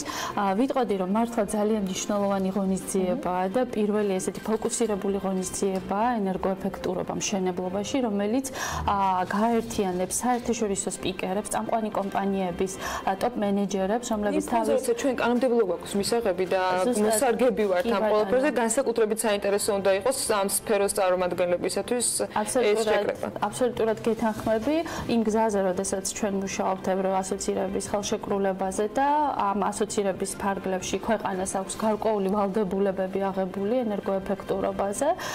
ვფიქრობ, რომ ეს ინიციატივა დაეხმარება როგორც კერძო სექტორს, ასევე სახელმწიფო წარმომადგენლებს, რომ მათ გაიზიარონ სხვადასხვა ქვეყნების პრაქტიკები, მათ შორის აღნიშნავ, რომ ესტონეთის მოდელი ძალიან საინტერესოა და ესტონეთიდან ჩამოდიან წარმომადგენლები. უფრო დეტალურად აი ამ ღონისძიების აჯენდის შესახებ მე ჩემს როლს გამოვიყენებ თანაწამყვანის და საინტერესო იქნება. მაყურებელს უნდა უთხრა და ლიკა შენ დაგაფრთხილო, რამდენიმე წამში გვექნება შესაძლებლობა გიორგი ქობულიას ეკონომიკის მინისტრს მოусმინოთ, რომელიც პირველ კომენტარებს გააკეთებს შეხვედრიდან, რომელიც დამსაქმებელთა ასოციაციის წევრებთან იმართება, თუმცა ეს შესაძლებლობა გვექნება რამდენიმე წუთში. 28 მარტს გაიმართება ღონისძიება და მარტს და მოდი დავიწყოთ ამაზე საუბრი და შეგაწყვეტინებთ ვერეთ. კი ბატონო, 28 მარტს გაიმართება ღონისძიება და უფრო დეტალურად ღონისძიების სტუმრების შესახებ მნიშვნელობის შესახებ. ქეთი ტაბეტაძე, Property Georgia's მმართველი პარტნიორი, მოგახსენებთ, რომელსაც ძალიან დიდი წვლილი აქვს საერთაშორისო ურთიერთობების განვითარების კუთხით ჩვენს კომპანიაში. ქეთი, გაგვიზიარე, მოვუყვეთ მაყურებელს ამ ღონისძიებაზე. მოგესალმებით, ლიკაანა. პირველ რიგში მინდა დავიწყო იმით, რომ მადლობა გადაუხადო ბიზნეს მედია საქართველოს იმისთვის, რომ არის ჩვენი მედია პარტნიორი ამ ღონისძიებაში. ასევე იმ საერთაშორისო ორგანიზაციებს, ისეთ ცნობილებს, როგორებიც არის გაერო, ასევე ევროპის რეკონსტრუქციისა და განვითარების ბანკი, რადგან მათ აქვთ გარკვეული პროგრამები ამ მიმართულებით და ძალიან ბევრს აკეთებენ. ჩვენი ღონისძიება ჩათვალეს, რომ არის საკმაოდ საინტერესო, რადგან ენერგოეფექტურობა თქვენ ახსენეთ, რომ ქვეყანას აქვს გარკვეული ვალდებულებები ამ მხრივ, თუმცა არ არის მხოლოდ ადგილობრივი საკითხი, ეს არის უფრო საერთაშორისო შეიძლება ითქვას პრობლემა, დაინტერესების საკითხი, რადგან შედგება უფრო ბევრი კომპონენტისგან, ვიდრე ზოგადად არის ცნობილი. ერთ-ერთი მთავარი არის CO2-ის ემისია, რაც არის დიდი პრობლემა. ამისი 20% მოდის სამშენებლო სექტორზე. გასაგებია, რომ ყველა ვამბობთ, კარგია ენერგოეფექტური სამშენებლო მასალები. თუმცა გარდა ამისა, ამ 20%-დან 60% არის გათბობა, ვენტილაცია, კონდიცირების ხარჯზე. ანუ ეს თემაც არის საკმაოდ ახალი და ამაზე მეტი კომუნიკაცია არის საჭირო საქართველოში და ამ ხრივაც იქნებიან წარმოადგენელი კომპანიები, ვინც ისაუბრებენ ამაზეც. ასევე ჩვენთვის მთავარია გავიზიაროთ საუკეთესო პრაქტიკა უცხო ქვეყნების. ერთ-ერთი მოდელი არის ესტონური, რომელზეც ისაუბრებს ესტონური კომპანიის წარმომადგენელი. ის კონკრეტულად აგვიხსნის, განგვიმარტავს თუ როგორ მიაღწია პროგრესს ესტონეთმა. ეს ეხება არა მხოლოდ ახალ მშენებლობებს და დეველოპერებს, რომლებიც ახალ პროექტებს აშენებენ, ასევე ძველ მშენებლობებს, თუ როგორ შეგვიძლია ვაქციოთ ეს შენობები ენერგოეფექტურად. ეხლა რო ვახსენე ეს CO2-ის ემისია, ეს არის მთავარი გზავნილი ჩვენი ერთ-ერთი სპიკერის, რომელიც წარმოადგენს უძრავი ქონების საერთაშორისო ფედერაციას, FIAPS-ის და აქვე თუ გამოვიყენებ ამ შესაძლებლობას და ვახსენებ, რომ ჩვენ Property Georgia ხდებით FIAPS-ის წარმომადგენელი მაისიდან. კეთილ გავაგზავნებთ ამას საუბარს. გიორგი ქობულიას კომენტარი უნდა შეთხოვოთ ჩვენს მაყურებელს, რომელიც დამსახურებელთა ასოციაციის წევრებს ხდება ამ წუთებში. მოვისმინოთ მისი კომენტარი ამ პროექტისთვის. ესეთი სიგნალები არ მოგდის და სხვადასხვა ხალხს ესაუბრებით თუ რატომ არ იმთხოვა ინვესტორების სიგნალები თქვენი და ხაზარაძის ესე იგი, საერთოდ მე მინდა ვთქვა შემდეგი ანაკლიის სპორტთან დაკავშირებით. ანაკლიის სპორტის მასშტაბის პროექტები ისეთ ქვეყნებში, როგორიც არის საქართველო, მცირე ქვეყნებში, საერთოდ ძირითადად კეთდება სახელმწიფოს მიერ.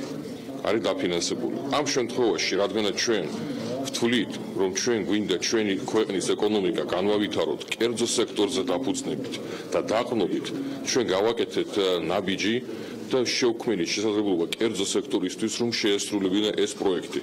რა თქმა უნდა, ჩვენ გვესმის, რომ კერძო სექტორი უჭირს ამ პროექტის შესრულება. ამ პროექტში კერძო სექტორის როლი დღესდღეობით არის უფრო ორგანიზაციული. თვითონ ინვესტორები, რომლებიც ფულს აბანდებენ ამ პროექტში, ეს არის 4 მნიშვნელოვანი და დიდი საერთაშორისო საფინანსო ინსტიტუტი, ეს არის 400 მილიონი დოლარამდე, ეს არის მთავრობა 100 მილიონი დოლარამდე და დანარჩენი 100 მილიონი დოლარი, ეს არის რამოდენიმე ინვესტორი და ეს არის კონსორციუმი, სადაც რა თქმა უნდა დიდ როლს თამაშობს კერძო სექტორი, მაგრამ თვითონ ამ პროექტის ორგანიზატორების შენატანი ამაში არ არის ესეთი მნიშვნელოვანი. ამიტომ მე მინდა ვთქვა, რომ ზოგადად, რა თქმა უნდა, კერძო სექტორს უჭირს ამ პროექტის დაფინანსების მოზიდვა და ეს არ არის დაკავშირებული მერწმუნედ იმ პროცესებთან, რომელიც მიდის დღეს. მამუკაზარსა ბადრი ჯაფარიძესთან დაკავშირებით.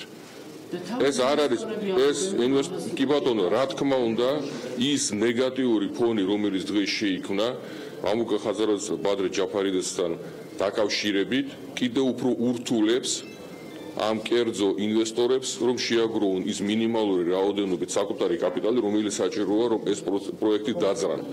მაგრამ ამ საკუთარი კაპიტალის შეგროვება და ეს არის ლაპარაკი 100 მილიონზე, იყო ამ პროცესის და ამ სირთულეების დაწყებამდეც ძალიან რთული. ანუ ამ პროექტის დაფინანსებისთვის კერძო სახსრების მოზიდვა და მათი შეგროვება იყო რთული უკვე რამოდენიმე ხნის განმავლობაში. მანამდეც კი სანამ ეს პრობლემები აღმოცენდებოდა. არა, სახელმწიფო ვალდებულებების შესრულება არა, იმიტომ რომ სახელმწიფო ვალდებულებების გაჭიანურება დაკავშირებულია მხოლოდ იმასთან, რომ ჯერჯერობით ის მინიმალური საკუთარი კაპიტალი, რომელიც უნდა იყოს შეტანილი კერძო ინვესტორების მიერ, არ არის შეტანილი. ამიტომ ჩვენ როგორც სახელმწიფო არ შეეშალა ტენდერები, ჩვენ ველოდებით შეიძლება განსაზღვრული ტენდერები ჩაეშალა კიდევაც მე ეს ტაქტიკური ამოცანა. ძირითადი არის ის, რომ ჩვენ დავიწყებთ ყველაფრის შესრულებას და შევასრულებთ აბსოლუტურად ყველა ვალდებულებას, როგორც კი დავინახავთ, რომ მინიმალური კერძო კაპიტალი შეგროვდა, და როგორც კი დავინახავთ, რომ ჩვენ მივიღეთ საფინანსო ინსტიტუტები და თანხმობა დაფინანსებაზე.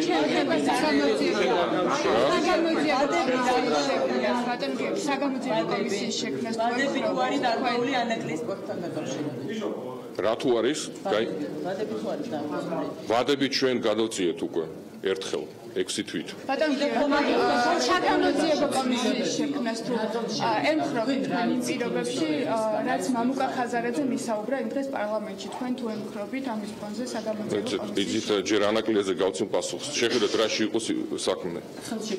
დიახ, საქმე იყო იმაში, რომ თავდაპირველად ამ ხელშეკრულებაში არ იყო ლაპარაკი სახელმწიფო ტვირთებზე, სახელმწიფო გარანტიაზე. დღესდღეობით შეიქმნა კითხვა, რომ შეუძლია თუ არა სახელმწიფოს მისცეს გარანტია ტვირთებზე ამ პორტის. ეს არ იყო თავიდან ხელშეკრულებაში, ამიტომ ჩვენ ძალიან ფრთხილად უყურებთ ამ წინადადებას. ეგ ერთი. მეორე ისეთ ხმას მედოდა, რა თქმა უნდა, ეს პრობლემა შეიქმნა ზუსტად იმიტომ, რომ ამ პროექტს ახორციელებს არა სახელმწიფო, არამედ კერძო ინვესტორი. და კი ისე ვიმეორებთ, რომ ჩვენ წავედით ამ ნაბიჯზე, რომ კერძო ინვესტორმა შეასრულოს ეს პროექტი იმ მიზეზით, რომ ჩვენ გვინდა, რომ ჩვენი ეკონომიკა იყოს სრულიად კერძო სექტორზე დაფუძნებული. მაგრამ ისევ და ისევ ეს არ იყო შეცდომა, ეს იყო გააზრებული სვლა. ეს იყო გააზრებული სვლა და ჩვენ ვიცოდით, რომ ამასთან დაკავშირებით იქნებოდა განსაზღვრული პრობლემები, რომლებიც ჩვენ რეალურად დავინახეთ, იმიტომ რომ კერძო სექტორს უჭირს ესეთი პროექტის დაფინანსება და ამის ფინანსირებას აწევს. სხვა კითხვები. ბატონო გიორგი, საგამოძიებო კომისიაზე როგორ პასუხობთ იმ პირობებში, რაც საუბრა მამუკა ხაზარაძემ, თქვენ თუ ემხრობთ საგამოძიებო კომისიის შექმნას პარლამენტში?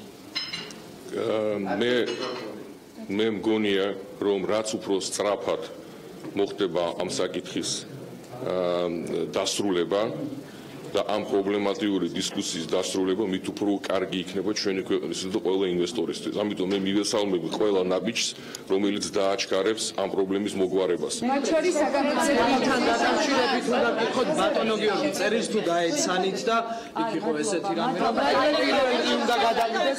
ეს იყო ეკონომიკის მინისტრი გიორგი ქობულია, დამსაქმებელთა ასოციაციის წევრებთან შეხვედრის წინ მან ჟურნალისტების კითხვებს პასუხა. მთავარი აქცენტი, როგორც მოისმინეთ, სწორედ მედიის მხრიდან ინტერესი ეხებოდა ანაგლის სპორტს და TBC ბანკის დამფუძნებლების გარშემო განვითარებულ მოვლენებს.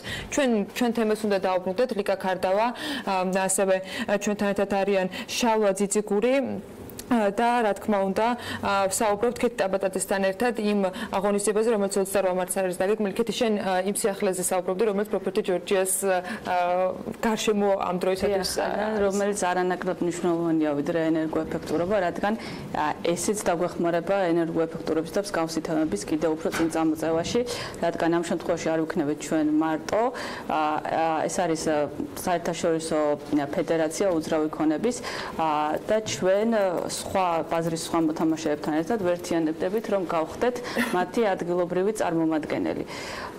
მაისიდან გადაწყვეტილია რომ ეს შედგება და კიდევ უფრო ბევრი სიახლეებით ამაზეც ვისაუბრეთ შემდეგ. დარწმუნებული ვარ რომ ბევრი სიახლეები გვექნება საინტერესო, ასე ვთქვათ, პროგრესული სიახლეები, რაც სფეროს განვითარებას დაეხმარება და ახალი სტანდარტების გაცნობას და დამკვიდრებას შეუწყობს ხელს. ჩვენი სტუმარია ინოვაციური ბიზნეს გადაწყვეტილებების ცენტრის დამფუძნებელი და მმართველი პარტნიორი შალვა ძიძიგური, რომელიც არის ღონისძიების თანაორგანიზატორი და შალვას ძალიან დიდი წვლილი აქვს საერთაშორისო სპიკერების მოწვევაში და ჩვენთან ერთად, ასე ვთქვათ, კონცეფციის შემუშავებაში. შალვა, რამდენად მნიშვნელოვანია ეს ღონისძიება შენი როგორც საერთაშორისო ბიზნეს ღონისძიებების გამოცდილების კუთხით ადამიანისთვის, რამდენად მნიშვნელოვანია და რა გამოწვევებს ხედავ აი ამ თვალსაზრისით? დილამშვიდობის ალიკა, მივესალმები თქვენს მაყურებელს, დიდი მადლობა თქვენს გადაღწევაში მოწვევისთვის. თქვენ სწორად აღნიშნეთ, ეს ღონისძიება ძალიან მნიშვნელოვანი იქიდან გამოდერა და შეეხება საქართველოსათვის ერთ-ერთ უმნიშვნელოვანეს და საჭიროებო საკითხს, როგორც არის ენერგოეფექტურობა შენობებში. ზოგადად ჩვენი ღონისძიებები სამისკენ არის მიმართო, რომელიც შეესაბამება ქართულ რეალობას და ქართულ მოთხოვნებს. თქვენ ძირითადი მონახაზი გააკეთეთ უკვე ამ კონფერენციის შესახებ, უბრალოდ მინდა ერთ ფაქტსაც მინდა გავუსვა ხაზი, ეს ეს კონფერენცია მნიშვნელოვანია არა მარტო სამშენებლო სფეროში მოღვაწე კომპანიებისთვის თუ სპეციალისტებისთვის, არამედ ის პირდაპირ კავშირშია და გავლენას ახდენს საქართველოში მცხოვრები ნებისმიერი ადამიანის ცხოვრებაზე, რადგან ის ახდენს გავლენას ჩვენს ჯანმრთელობაზე, კომფორტზე და ცხოვრების ხარჯზე. როგორც მოგეხსენებათ, კეთილ კარგად აღნიშნა, ენერგოეფექტური შენობები მინიმალურ დანახარჯებს აკეთებენ ენერგიის მხრივ. შესაბამისად ხდება გარემოს ნაკლებ დაბინძურება და ამ ასეთი ტიპის შენობებში მცხოვრები ადამიანების კომუნალური ხარჯები შედარებით მცირეა. საქართველოს აქვს ეს ვალდებულება აღებული, თუმცა ეს არის ხანგრძლივი და შრომატევადი პროცესი, რომელიც ასევე დიდ ფინანსურ ხარჯებთან არის დაკავშირებული და ასევე მოითხოვს სპეციფიურ ტექნიკურ ცოდნას, რომელიც საქართველოში შედარებით მცირეა. თუმცა საქართველოს ხელისუფლება და სამშენებლო სექტორში მოთამაშე კომპანიები არ არიან მარტო ამ შემთხვევაში, მათ დიდ ხარდაჭერას უწევენ დონორი ორგანიზაციები. აი სწორედ ამასთან დაკავშირებით მინდოდა დამეზუსტებინა ამ ღონისძიების მთავარი პარტნიორია Green for Growth ფანდი, რომელსაც საქართველოში დაუფინანსებია დეველოპერული პროექტები და როდესაც რაღაც სტატისტიკას ვეცნობოდი, იქ იყო მოყვანილი ესეთი მაგალითი, რომ აი ამ კონკრეტული პროექტით წლის განმავლობაში 210,000 ხერო დარგა, აი ამის ტოლფასია ის ენერგოეფექტურობა, რაც კი მიღწეულია ახალ მშენებლობაში ერთ-ერთ მსხვილ დეველოპერულ პროექტში. შესაბამისად, როგორც აღნიშნე, ძალიან დიდი გავლენა აქვს ამას გარემოზე, ადამიანების კეთილდღეობაზე და აი თქვენ როგორ ხედავთ საერთაშორისო საფინანსო ინსტიტუტების ჩართულობას, რაში შეიძლება ისინი დაეხმარონ და ამ ღონისძიებაშიც მათი მონაწილეობა, ასე ვთქვათ, რაში ეხმარება კერძო და სახელმწიფო სექტორს. ამ მიმართულებით არსებობს ბევრი წინაღობა და პრობლემები, ეს ეხება როგორც რეგულაციებს, ასევე ტექნიკურ ცოდნას, ფინანსურ ხარჯებს, რომელსაც რა თქმა უნდა თქვენ მოგეხსენებათ, რომ შენობების ძალიან მცირე ნაწილი საქართველოში აკმაყოფილებს ენერგოეფექტურობის მინიმალურ სტანდარტებს. ხოლო თითზე ჩამოსათვლელი კომპანიები არიან, რომლებიც ახორციელებენ ამას თავიანთ ახალ შენობებში. ძველ შენობებში, რომლებიც უკვე 10 წლებულებია დააქვთ გასული, მათი ენერგოეფექტურობა საუბარი ჯერ კიდევ ნაადრევია. ეს არის ხანგრძლივი პროცესი, თუმცა საქართველოს მთავრობა ვალდებულია შეასრულოს ეს ყველაფერი და ეს დონორი ორგანიზაციების როლი ამ შემთხვევაში ის არის, რომ ისინი ფინანსურად ეხმარებიან, ისინი ეხმარებიან ტექნიკური ცოდნის მიწოდებით და ჩამოყოთის გამოცდილი სპეციალისტები, ლიკამ კეთილ კარგად ახსნა, რომ ჩამოდიან ესტონელი სპეციალისტები, რომელთაც უკვე აქვთ მსგავსი გამოცდილება და წარმატებები მიღწეული და ისინი თავიანთ ცოდნას გაგვიზიარებენ ამ შემთხვევაში. სწორედ ეს არის მიზანი ამ კონფერენციის და მე მიმაჩნია, რომ ეს არის კონფერენცია, რომელიც საერთო ინტერესის ნაყოფიც არის სამთავრობო სახელმწიფო სექტორის წარმომადგენლების მხრიდან, კერძოდ ეკონომიკის სამინისტრო და ინფრასტრუქტურის სამინისტრო და კერძო სექტორი და ასევე არიან დონორი ორგანიზაციები, რომლებმაც აიტაცეს ეს თემა და განსაკუთრებით როგორც თქვენ ხაზგასმით აღნიშნეთ, Green for Growth Finance in Motion-ი არის ამის ერთ-ერთი აქტიური მხარდაჭერი და გენერალური სპონსორი. ძალიან კარგი წარმატებები ჩვენ სექტორს, მრავალი საინტერესო სასარგებლო სიახლე და კიდევ ერთხელ ძალიან დიდი მადლობა ბიზნეს მედია ჯორჯიას ჩვენი მხარდაჭერისთვის, აი ამ მნიშვნელოვანი ინფორმაციების, ასე ვთქვათ, გაჟღერებისთვის და მაყურებელს ტრადიციულად გონივრულ ინვესტიციას უსურვებ უძრავ ქონებაში და უფრო მეტ ჯანსაღ ახალ საინტერესო კომფორტულ მშენებლობებს, რომელიც ჩვენი დედაქალაქის იერსახეს მოუხდება და ჰარმონიულად შეერწყმება მას. რუბრიკის სპონსორია M-კვადრატი. რუბრიკის სპონსორია დირსი, მასშტაბური საცხოვრებელი კომპლექსი თბილისში.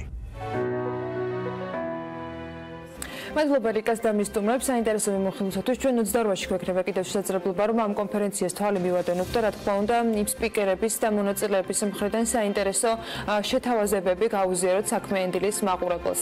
ამით დღევანდელ ეთერს ვასრულებთ. წინ საქმის კურსის ძალიან საინტერესო გამოშვებები გელოდებათ მიმდინარე ბიზნესისა და ეკონომიკის შესახებ. მე ხვალამდე გემშვიდობებით და ბედნიერ ხუთშაბათს გისურვებთ.